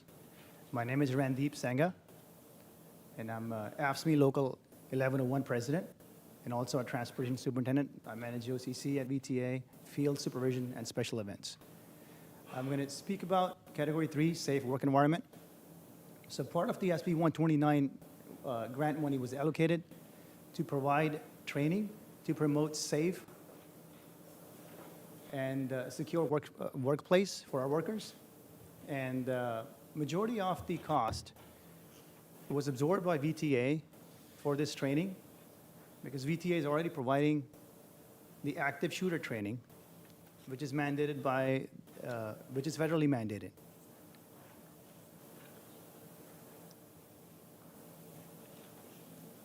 In addition to that, to build upon the safe work environment, there are also upgrades to the facilities only at the Guadalupe Yard. And VTA has, like Ken mentioned earlier, VTA has hired a consultant for the Guadalupe master plan. And this project will also be conducted under that master plan. And with that, I'll pass it on to my partner, Armando. Actually, Oh, sorry. My apologies. Haniet. no problem. Good evening, board members. My name is Haniet Burshraken, the longest last name here, and a 24 and 5 months and 1 day employee of VTA, and a proud member of SB 129 committee, and also the SCIU chief steward. I will be taking you over the work culture and climate, which is what we have. Basically, it's one of the main things that we are doing at VTA with the SB 129 grant, and it's to improve the climate and culture at VTA for our VTA employees. And we put this scope together as a team, and we solicited an RFP a year and a half ago, or maybe 2 years ago, and in the field of organization development, and we chose Deloitte after interviews, and along with our consultants, we collected data, conducted interviews, and provided objective observations. We identified and recommended critical change areas and opportunities, and we also have a plan of implementation recommendation that will require staff and consultant time for some time frame of 2 to 3 years. And additionally, we secured a facilitator for intra-union relationship and capacity building, which we will be talking about that later on in one of the later slides. And our original estimate for this effort was 2 to 3 million, and we landed at actual budget of 3 million, but we had to revise, we had a revised budget of 4 million at this point. And with that, I'll take you to the next area that it's very dear to our hearts, because this is actually providing support to many employees. And we sort of feel that this has direct effect on improving mental health with VTA employees. And if you look at the graph, we have started with over six clinicians, and some of them are no longer on contract with us. But we monitor this monthly, the usage of these clinicians, and the services of these clinicians are available to our employees and their immediate families. And if you can look at the graphs, you can see that not only we're actually using it, in 2023, the usage went up. So this data is through August, and we have already used more sessions than previous year. So this is clear to us that this is a service that is needed and needs to be moving on, throughout after the SB 129 committee. And a total of 1349 sessions so far, and as I said, the breakdowns are right there. And with that, I'll pass it to my colleague Armando. Thank you, Hanyet. Good afternoon, Chair and Board. Armando Barbosa, ATU Local 265, SB 129 Peer Support FTE. Pleased to report that the VTA 526 Resiliency Center is still, thank you, apologize. Pleased to report that the VTA 526 Resiliency Center is still our VTA's family employees' source as an option in seeking assistance to address mental health needs and support. The 526 Resiliency Center is modeled after other centers, one in particular in which we may refer to as the Gilroy Strong Center. It is our goal and well wishes that the VTA family and employees may continue to benefit from the valuable resources, the drop-in center, various clinicians providing various mental health care, and last but not least, access to the Victims Advocacy Center, in which I do refer members and employees to. Next slide, please. Peer Support Training Program to date has 55 plus employees trained. This is not including our new class that started today. These training classes are conducted at our VTA 526 Resiliency Center. Janet Childs, Bill Wilson Center for the Living and Dying is our facilitator. I myself have completed the course, and I would like to say wholeheartedly that this program served its purpose. The peer support program and training is a bridge in filling the gap to further assistance that is needed for all of our fellow VTA family employees. The peer support also serves a purpose to help create a safe place to heal while engaging in a wide circle of trust. Two leaving thoughts, please. Peer support is not therapy, and one of the goals of the program is to create a space in which a peer mentor can be present in a time of a need. Next slide. Thank you. Mental Health Days. The SB 129 grant funded VTA's Mental Health Days. These mental health days was made available to all VTA employees, reserving some personal time to heal. I also participated in the Mental Health Days. Thank you. I would pass it now to Jay Bailey. Thanks, Armando. And thanks for all the work on that peer-to-peer and on the Resiliency Center. It's made a huge difference. We're going to spend a couple of slides on our culture and climate initiative because it is such a large part of the grant and because the committee spends a lot of time on it. We also now have brought in our executive leadership team with the general manager at the head of all of that and are integrating both of those teams, and we are now about to go out and stand up the work streams which go out to the rest of the workforce. So a very large undertaking, so just a couple of minutes on that. This is just a roadmap of that project. From October to January, once we awarded the contract, we spent that time, and Deloitte spent that time, gathering information. You'll see on the next slide the efforts that went into trying to gather that information through a variety of methods so that we could get the deepest dive possible and really try to dig down to some of the root causes of what people were saying. In February, we began to engage the executive leadership team and bring them into the collaborative method and into our chartering that we had established in SB 129 and shared those insights with them. From March through April, we established our governance model with the executive leadership team of how we would approach the rest of the work and how we would deal with each other and how we would bring difficult issues to the table and resolve those. And then we defined some key change objectives based on the findings, which you'll hear about in a second. May to June, we started engaging further out into the workforce with employees and inviting them to join into the effort. And we did that on on an application-type basis. And then the executive leadership team and SB 129 sat down together and determined from that list. The good news was we got many, many applicants for it.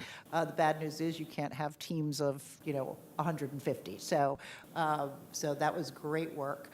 We did that in July through September. We started prioritizing, and we have just kicked off the workstream initiative this week, actually. And on November 13th and 14th, we will have a 2-day retreat with about 100 people off-site to start to work on those individual work streams. So I will turn it over, I believe. I don't actually know who's doing the next slide. Okay, That's Anya. me. Okay, so just some data to tie all this together. So as we said, actually a year ago, we started the survey, and the survey was conducted by Deloitte, and we had 55 questions and over 600 respondents from all 5 different locations of VTA. And in addition to that, 19 focus groups were held as well, and over 30 one-on-one interviews for people who wanted to have one-on-one interviews. And from all this, we came up with 8 key insights, which we will go over them in the next slide. And just so that we could just put this together, 4 labs were conducted and over 30 attendees and over 50 meetings. Now, at the work stream, just like Jay just said, we had a lot of enthusiasm, and we had over 80 applicants.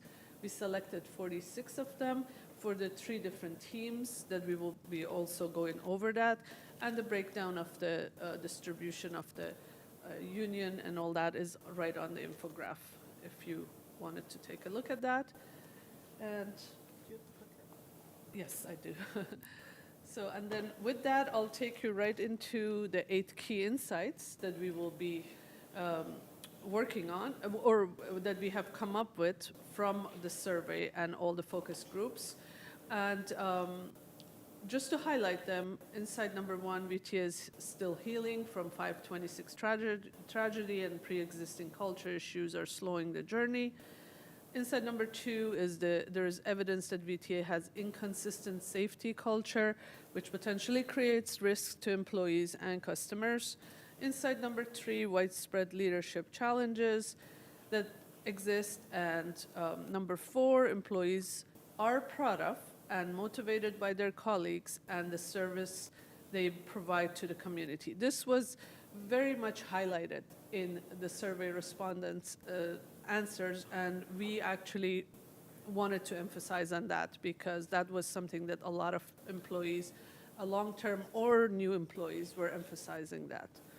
And key insight number 5, distrust and fragmented identity that promotes conflict rather than unity. That's something that we will go over later. Insight number 6, employees do not feel supported by VTA. And number 7, mission support functions are insufficiently equipped to support positive culture change. And insight number 8, poorly defined governance and decision-making processes heighten culture tension. And with that, we're going to the 3 work streams in motion. So we could not work on all the 8 insights. Sorry. And we chose what we thought that were the most important key insights, and we divided these in 3 different work streams that we've already started the momentum on that, but these are what we have. Physical and psychological safety, which is built on key insight number 2. The goal in that is to create a safe and healthy system and workplace for employees and our customers. And recognizing and prioritizing the unique exposure of the frontline employees that we have. And workstream number 2, supportive leadership, which is built on key insight number 6 and number 3.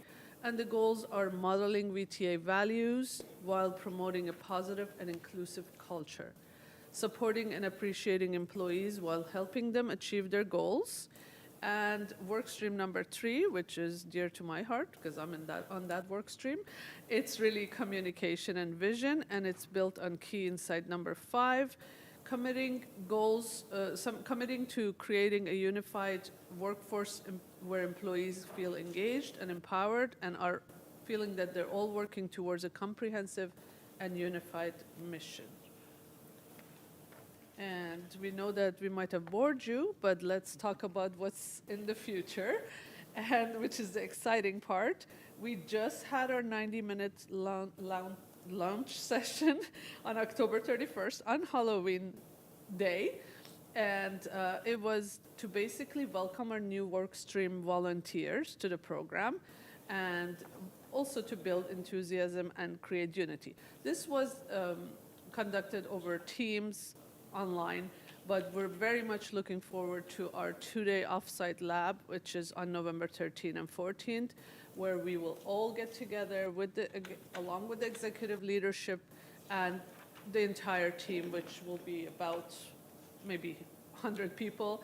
And the goal for those 2 days is to basically orient the new volunteers to the work streams and get to know the team, get to know each other, and review what we've done so far, and set expectations and orientation to governance, because we do, as a committee, we hold ourselves to certain governance, and we always remind each other about that, and that's what we will have to establish with the new, larger team. And we'll also discuss logistics, scheduling, and so on.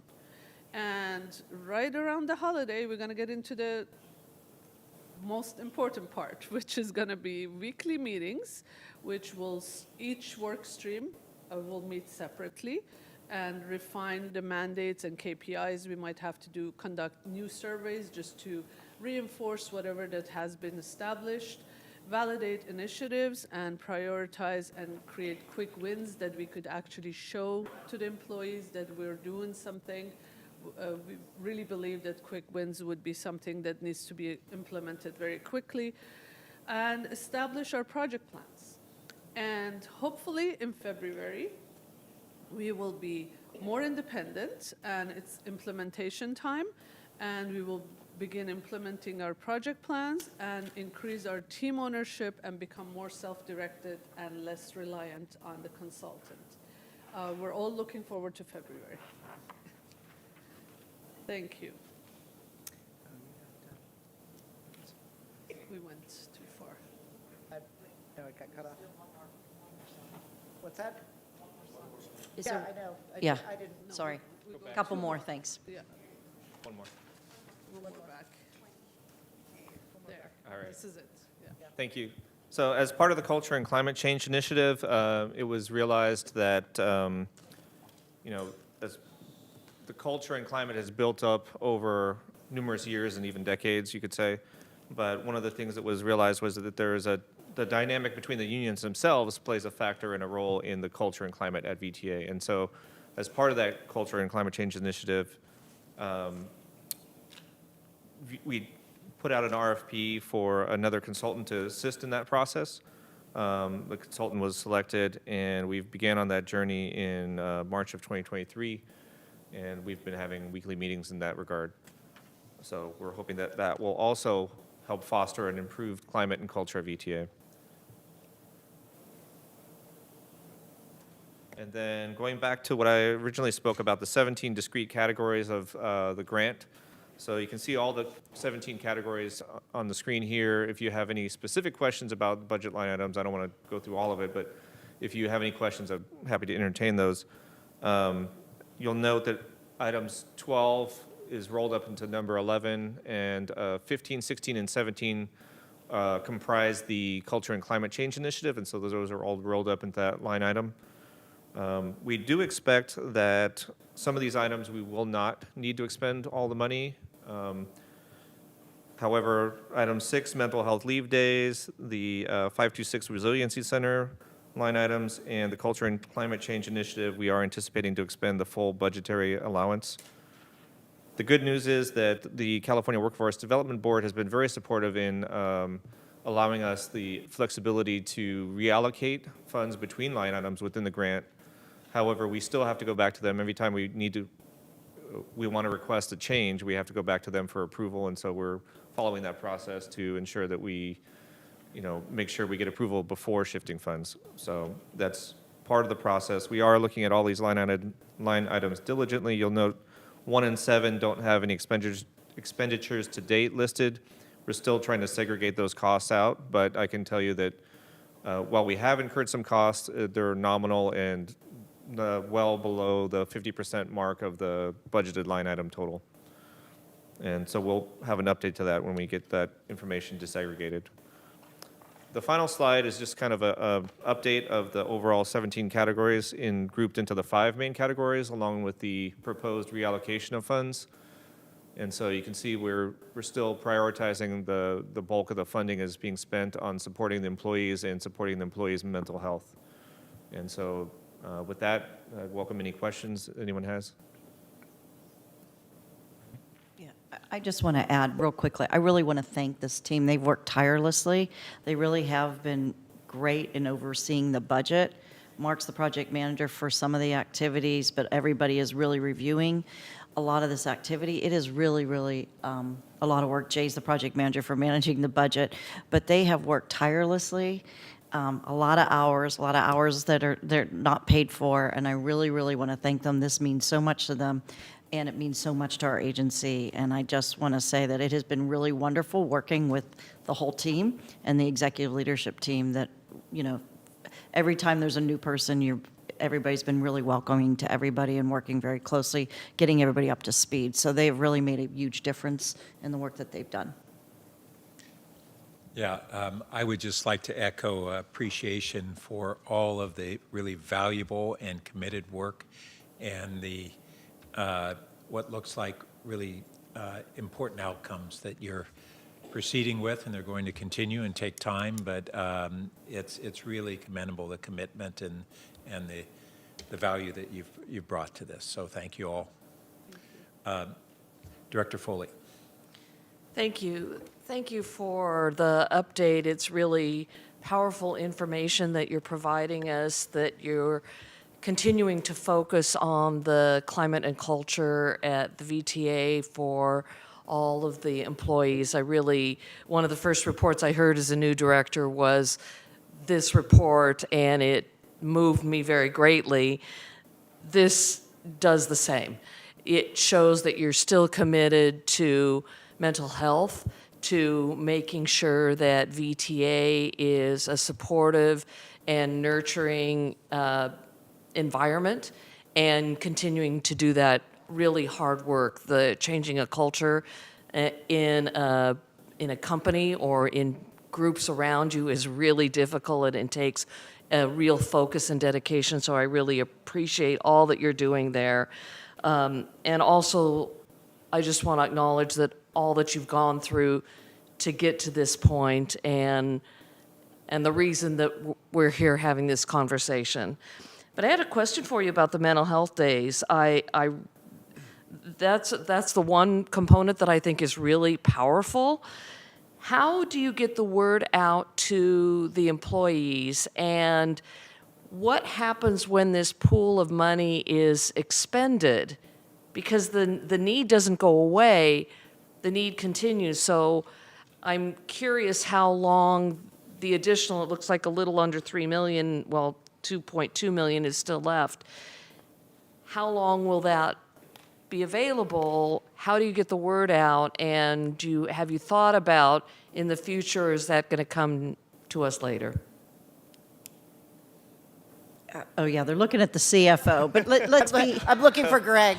There's a marketing component first. How you're getting the word out. Yeah, the unions are best to answer that. We did have, so there was, when the announcement was first made that the mental health leave day is going to be provided, there was a significant outreach effort made to make sure that all employees were aware of it, because it was a benefit that was extended to all the employees, not just those that were, directly involved with the 526 event. And so there was email, word of mouth, all the unions were notified and reached out to their membership during the union membership meetings. So it's pretty well known. I think most employees are well aware of it and have utilized it. But it is a great advantage. I mean, I can say for myself, just from my own personal experience, there's times when you feel like you're in a compromised mental state and you don't want to be in that compromised mental state and trying to accomplish a safety-sensitive function at work. And so that's critical that you have that ability to take yourself out of that situation and just take some time out. So going forward, I'm not sure the answer to the question about how we fund it. It is not you can see relative to the overall $20 million budget it is not an insignificant amount of money, but that ability to take the time off when needed without repercussion to your attendance or detriment to your employment record is a huge advantage, I think. I don't know if anybody else wants to chime in. Well, before I get to the budget, one more follow-up question, if I could. How easy is it to access those days? Is there any stigma, any concern about stigma attached to it? Is everybody shaking their head no? So it's really easy. You call up and you say, I'm taking a mental health day, and it's no big deal. Sure. Director Foley, it's a great question because we took a lot of pains to create communications to supervisors, managers, a whole agency, that these were don't ask days, that the employee could simply say they were taking the day, it was a mental health day, and that was that. It was just coded as such. There's a special coding for it. Excuse me. And in our time systems, we have that time in there. It is a significant, it's a difficult problem because scheduling, certainly, when you're running this kind of an operation. So going forward, we have started conversations about where this goes in the future. I can see my colleague standing up over here on the budget aspect of it, but we did go to great pains at the beginning to let employees and their supervisors know that this was a no penalty day and not to ask about it. I really appreciate that. I think we could all use mental health days, but we don't take them. When it's that easy to do, we should be taking advantage of that. So thank you so much. Okay, now, budget. Sorry, but I had to get to the emotional part, social emotional part first. I'll answer it very quickly.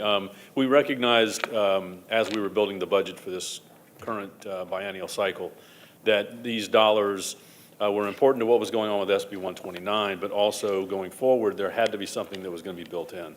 I would love to be able to tell you the exact number, but I know that we did build into the current budget an estimated amount that would be a continuation of some of this effort. Now, at that time, we didn't know exactly what that would entail, but kind of to what Jay was talking about, there's going to be this effort that has to go on to identify from an operations perspective and then from a pure human perspective, what is it that we've got to do?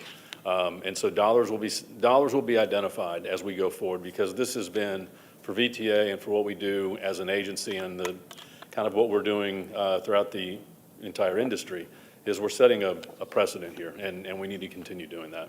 So monies will be there. Wonderful. Thank you so much. I appreciate that. And thank you for your presentation. So just also to clarify, we got the $20 million, and I want to really thank Senator Cortese, but the efforts to also get that and bring it to his attention. I know Vice Chair Chavez is very engaged in that, as well as particularly ATU, the unions, but particularly ATU, and help and support that effort to bring that money in.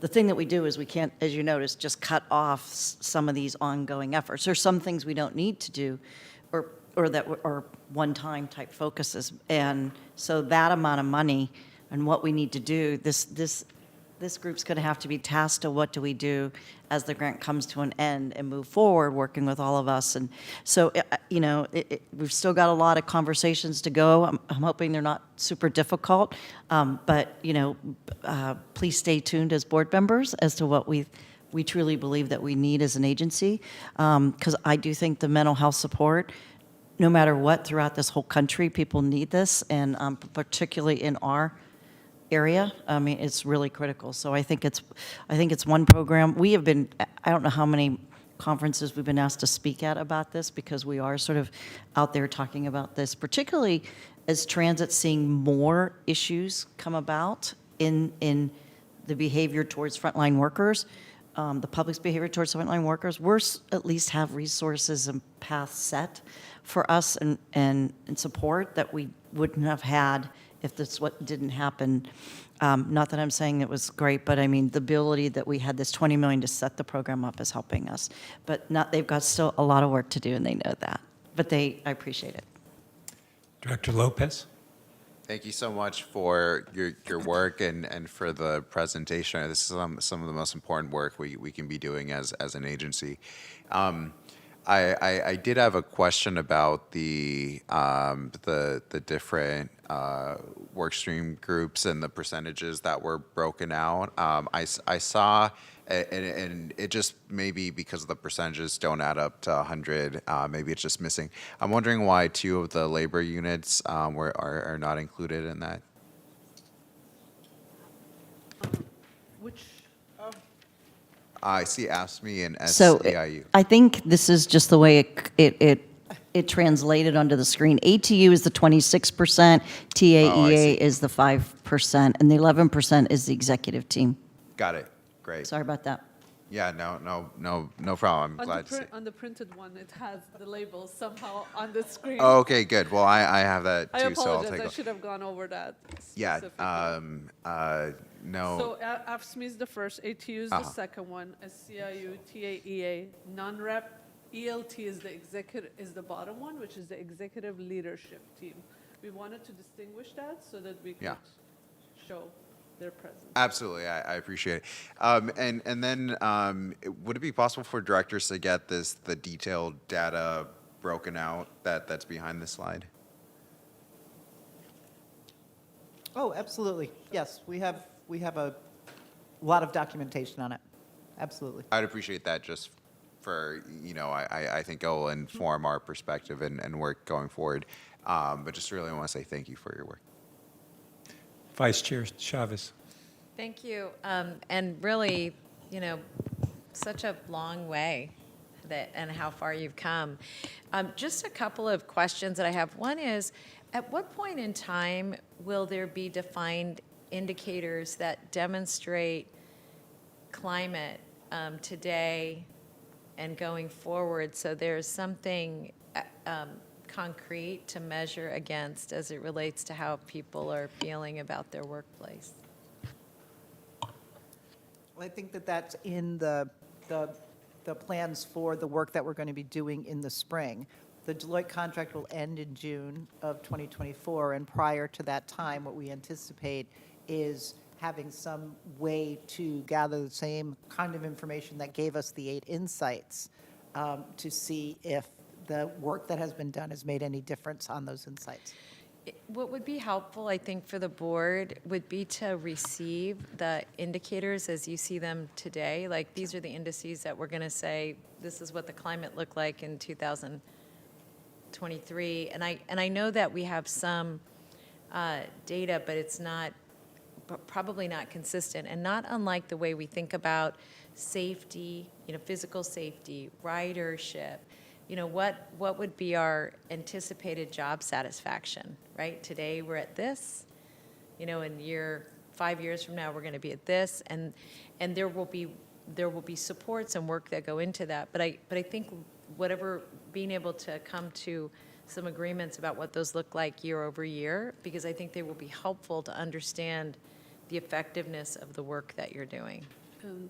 If I may, so yes, we actually started this work, but then that was when we realized that we had to establish the work streams, and that's when we want to start working on the specific KPIs and the metrics for each particular work stream.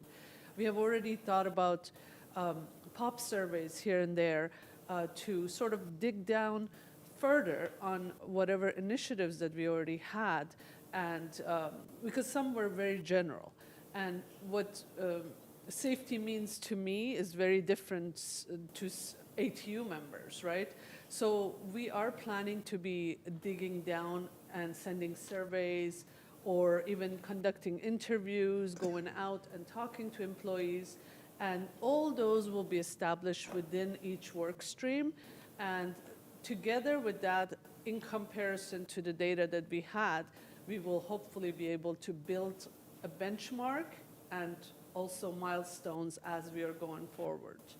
And Hanyat, I think, you know, and I'm not sure this is something that would be for the consultants we have now, or whether or not it makes sense to look at established literature that already exists relative to how people judge their workplaces.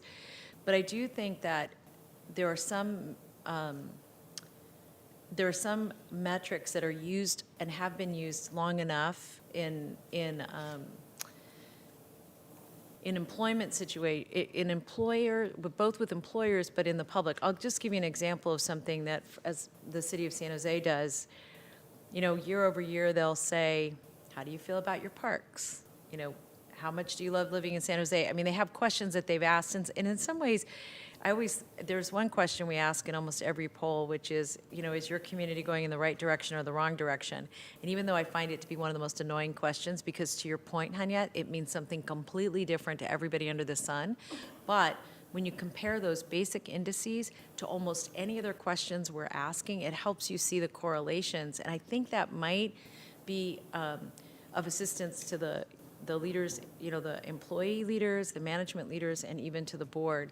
So as you're digging in, it will be interesting to see if there are 10 or 20, not 100, but 10 or 20 that the board should be keeping its eye on and be engaged in getting that information on an ongoing basis. And one other thing I would suggest is that finding a third party that can play that role very objectively to help us look at those indices. But I assume, Hanyat, that the work that you do digging in will frame that out in a way that both allows you to be surgical, but also allows us year over year to examine our effectiveness in terms of, are we a great place to work? Because what we want in the public sector, all of us, is to be employers of choice, where people really want to work at that place. For whatever, and then let's understand what are the reasons that drive them to come and want to work for us. Then my second question is a little, maybe a little along the challenges that Pam was raising, is when you're thinking about the long-term changes that need to occur in the organization as you're doing all of this work, and some of them could have financial implications. How do those get discussed, and do they get, is there a parking lot where those things that may not be able to be decided within this group, but need to be decided at another location, another table, another level? How do those get matriculated to those other levels, or has that occurred yet? I'm not sure I understand. So as an example, let's say that one of the things that we know we actually know this, that being a bus driver, because of how much you said, that, you know, all the work we're doing around employee wellness is really, really meaningful. But perhaps as part of your work, what you're learning as it relates to mental health and nutrition and other things makes you think of a whole new program that ought to be established in the organization that will have a price tag to it. Now, you can recommend that, but you obviously can't make that decision. So I'm just wondering how if that process has been already designed to be able to get that to the right place, and then how does the accountability work so that the group gets to hear, yes, that really got heard, it really got discussed, and then this was the outcome. Can I just, Go ahead. I do want to say one of the things, because when they do their collaboration or their sessions, they've always invited the executive leadership team. Yes. So these things get discussed directly with us quickly.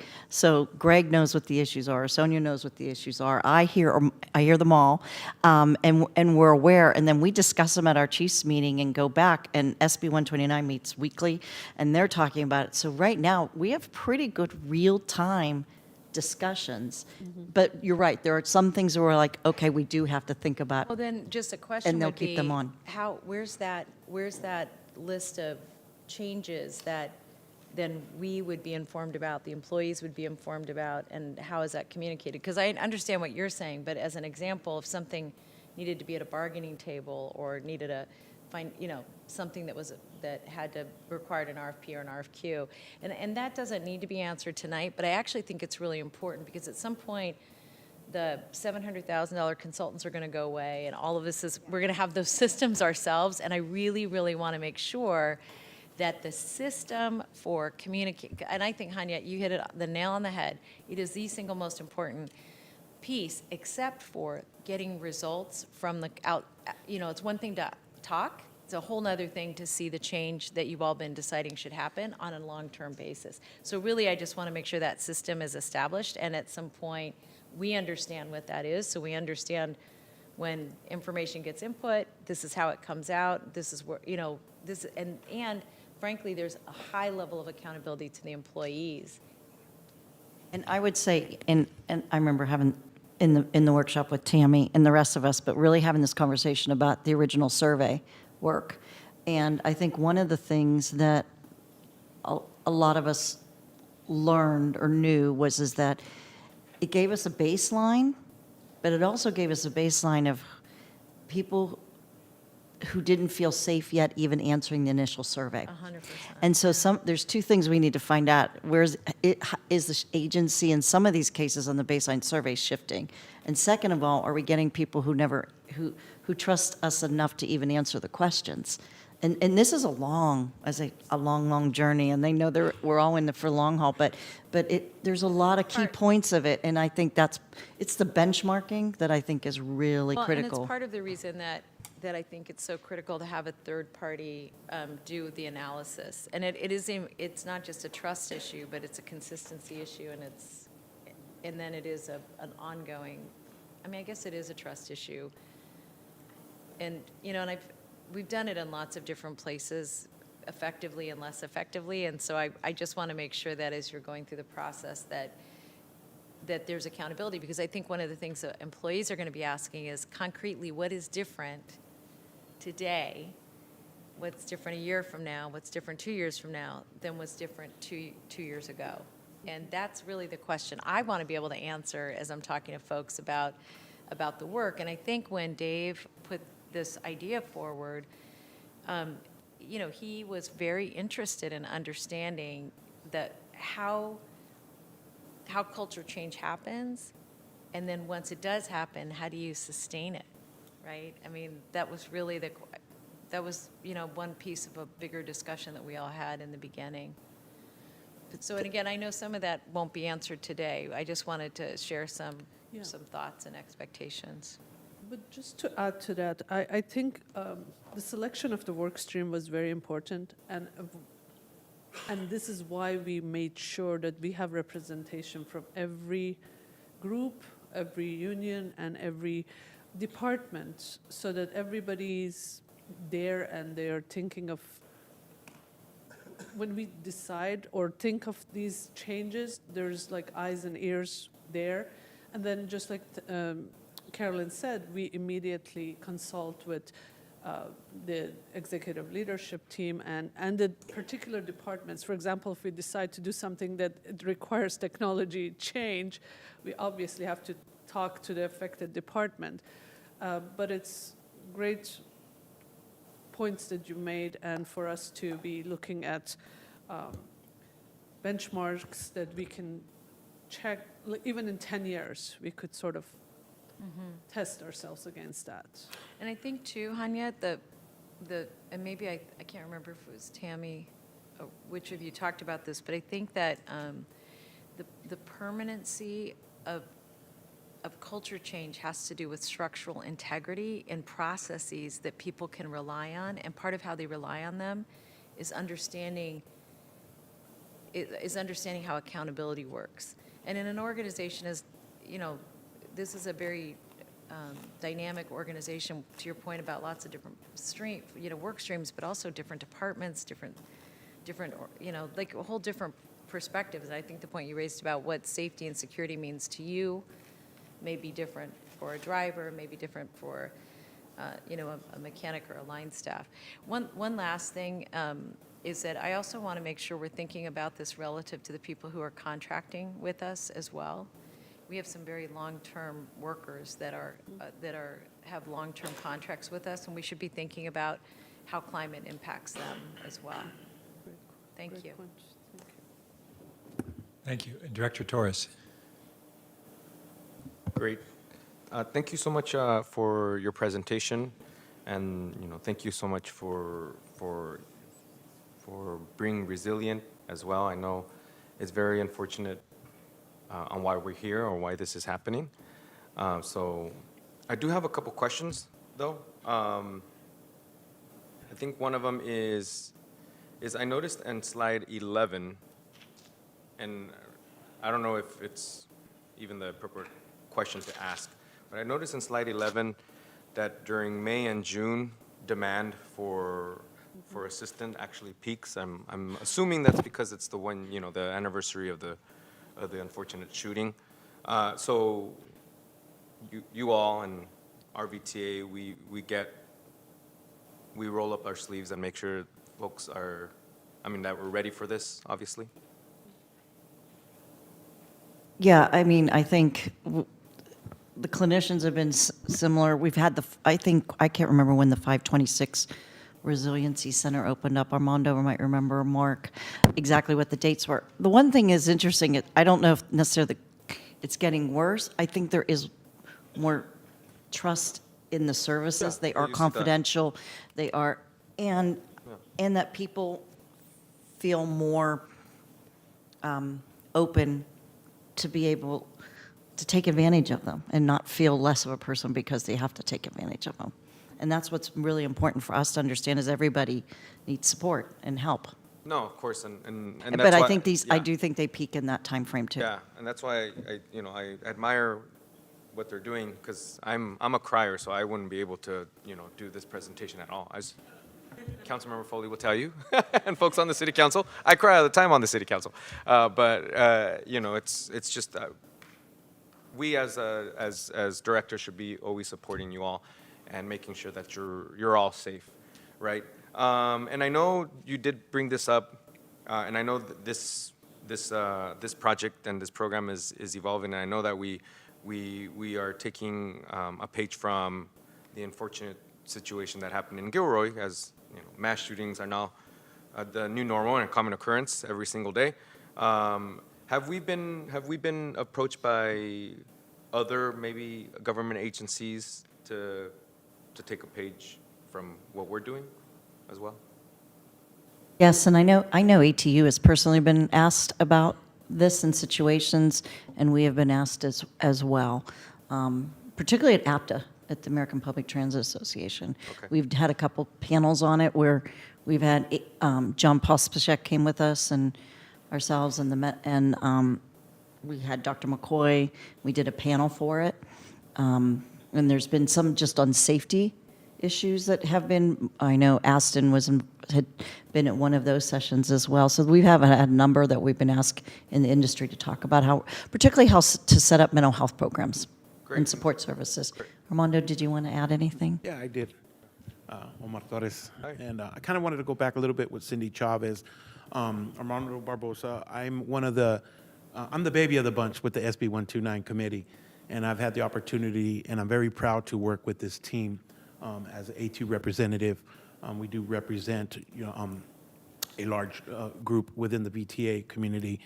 And I just wanted to talk a little bit about this healing process that we are all experiencing. And I want to reiterate that the healing process is based on individualism. It's not like, we can't put a set time.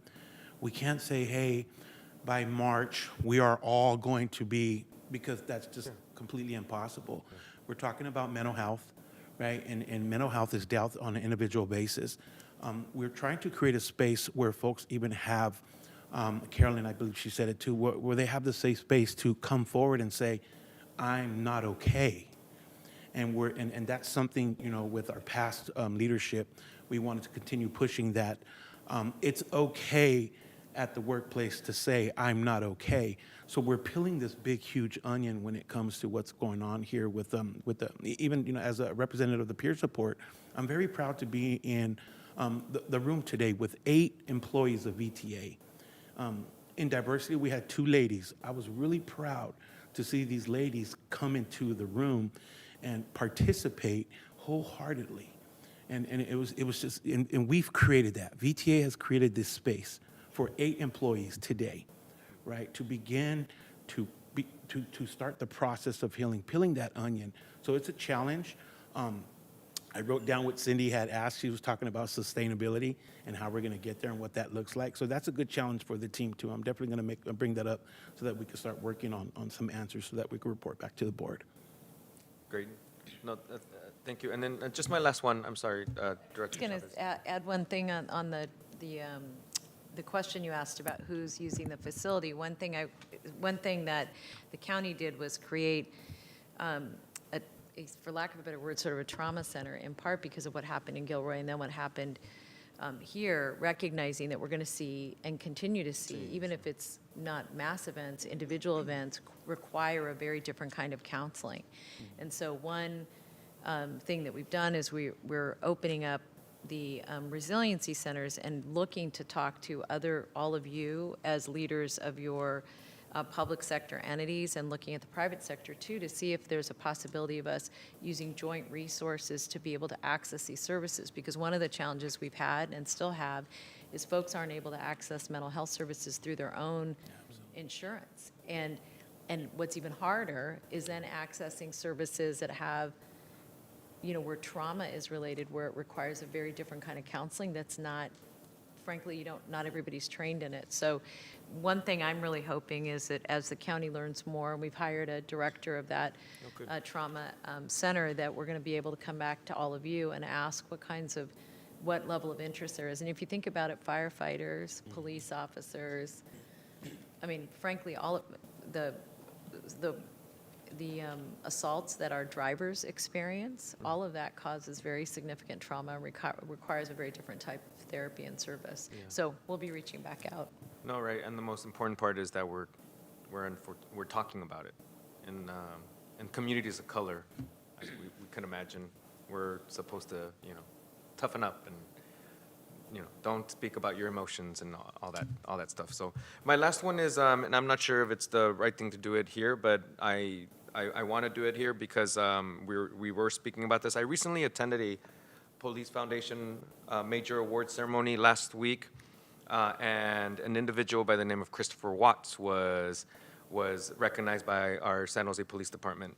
And people can correct me if I'm wrong, but what I was told is from a few folks, I was told that we actually haven't given an award to Christopher Watts at the board level or as an organization. So I'm just hoping that we could, because as you can imagine, he's one of the heroes of the shooting on that fateful day in May. And so not sure how, as a director, we go along with the process or how to do that. So just letting you all know. And Director Montano. Thank you, Chair. So I want to thank the committee for all your hard work that you're doing for the workers. I know that the board values them, and but there is one area, the 8 key insights that I'm a little bit perplexed because I see more negatives than I do positives. So I know that this program, well, first of all, time heals, and I know that the grieving process takes 2 years, a little over 2 years, to finally really get, to start healing. So I'm wondering, what are you, since there's more negatives here than there are positives on the 8 key insights, how do you plan to solve these or to try to improve those areas within that time frame that before the funding runs out? And I will tell you, we are here for you, so whenever you need to communicate with us, we're here for you. Well, I don't know that we have the answers to why there's more negative than positive, but we certainly didn't want to force them to give us positive. We want the truth, and that was the truth at the time. So working with the 3 work streams that we have, we plan to get our answers and get our solutions from our employees, since we all work here and we're the best ones to come up with the solutions. And hopefully that, I don't know when it turns positive, because we don't know when that healing process moves, but we plan to get there. Well, great, and I think I just want to validate that the communication with the management and with the workers, it needs to make sure that it's open. There has to be an open line of communication, and I'm glad that you pinpointed some of these challenges. So keep working at it. Thank you. I just want to, Tammy remembers, because I was an employee here as well, there were surveys done in the past, employee surveys, and to find things, and then they sat on the shelf. And none of us remember anything that happened. And I was one of those employees who'd fill it out. So was Tammy. And it's nice. I think this is the first time we're starting to know it's work, and it's follow-on work, and it's continued work, and it's sustaining the work that you mentioned about. And I just want, and I really, really do appreciate, and I know they do, that the board is engaged in this so much. That really, really does help us get through, because there's eyes making sure that we aren't going to put this on a shelf. Yeah, and I was going to say, people are already asking what Cindy was saying, which is, what has changed in 2 years? I mean, we don't have changes to say of today yet. I mean, I think some people have felt more supported, which is totally true.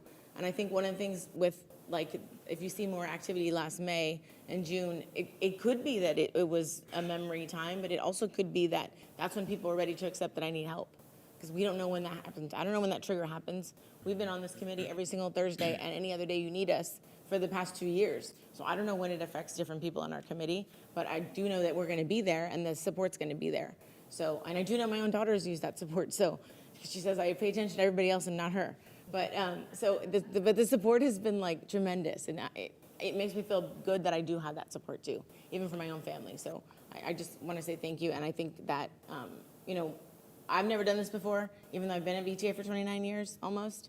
But I am hopeful that we will make changes, because we have to. We have to do something that's different. If we do nothing, we'll stay and go down to where we were before. But we are trying to do something to make sure it's a different VTA. All right, thank you. And Pat, and one quick- sorry? Sorry. Oh, Director Lee. Thank you, Chair. Having served in the war zone myself, I have certainly experienced many who has gone through the trauma. Post-traumatic stress disorder, PTSD recovery and healing is a very, very long process. It's not like recovering from a flu, and there's no set time. It can take years and decades, and every individual is different, and thanks for bringing that up. And so, no one who experienced such extreme trauma will really ever be the same. These memories don't get wiped out like a hard drive. And so, as an agency, as VTA, we really must provide this safe space to allow the healing to recover. And there's no deadline for providing this support. This support is ongoing, and we absolutely hear you. And I'm so glad that this process has started, but we really have just started, and it will take many, many more years of hard work to move this along and help everyone. But we are a VTA family, right, Carolyn? That's why we're family. Thank you. Thank you. Thank you.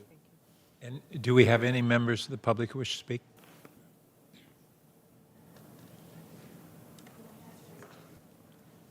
None? All right. Well, thank you all very much. Thank you. Thank you.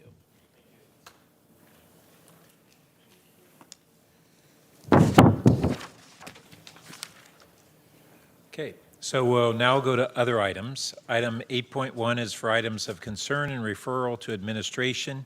And we have an update on some of the referrals that we've received previously. So I think Carolyn's going to provide an update. Is that correct? Yes. Oops, sorry. I know it's a little bit late, and those were all my referrals. I'm fine with them being deferred and for the next meeting, if that's okay with everyone. Thank you. Or we could also provide a written report Okay.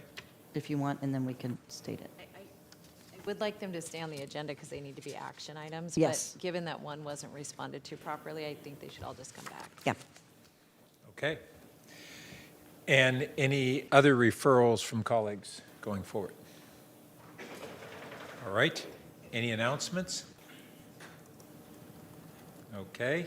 And so for 8.3, we're already at ample time for public comment on non-agendized items, so we'll move on to item 9, which is our closed session. The board will be discussing item 9.1A, 9.1B, and 9.1C.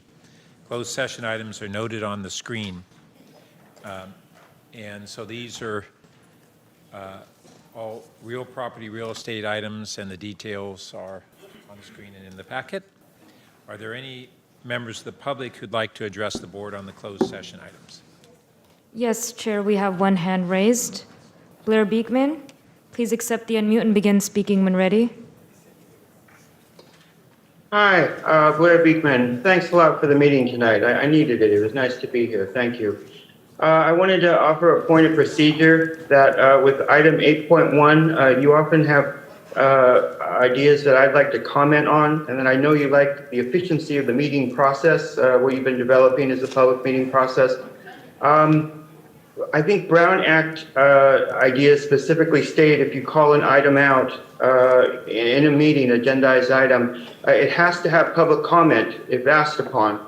So I hope you can work on this item in the future. Thank you for your time. Thank you. That would conclude public comment, Chair. Okay.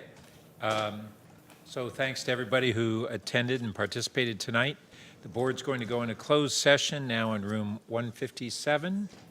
We'll be back in about 30 minutes. So see you on the other side. Recording stopped.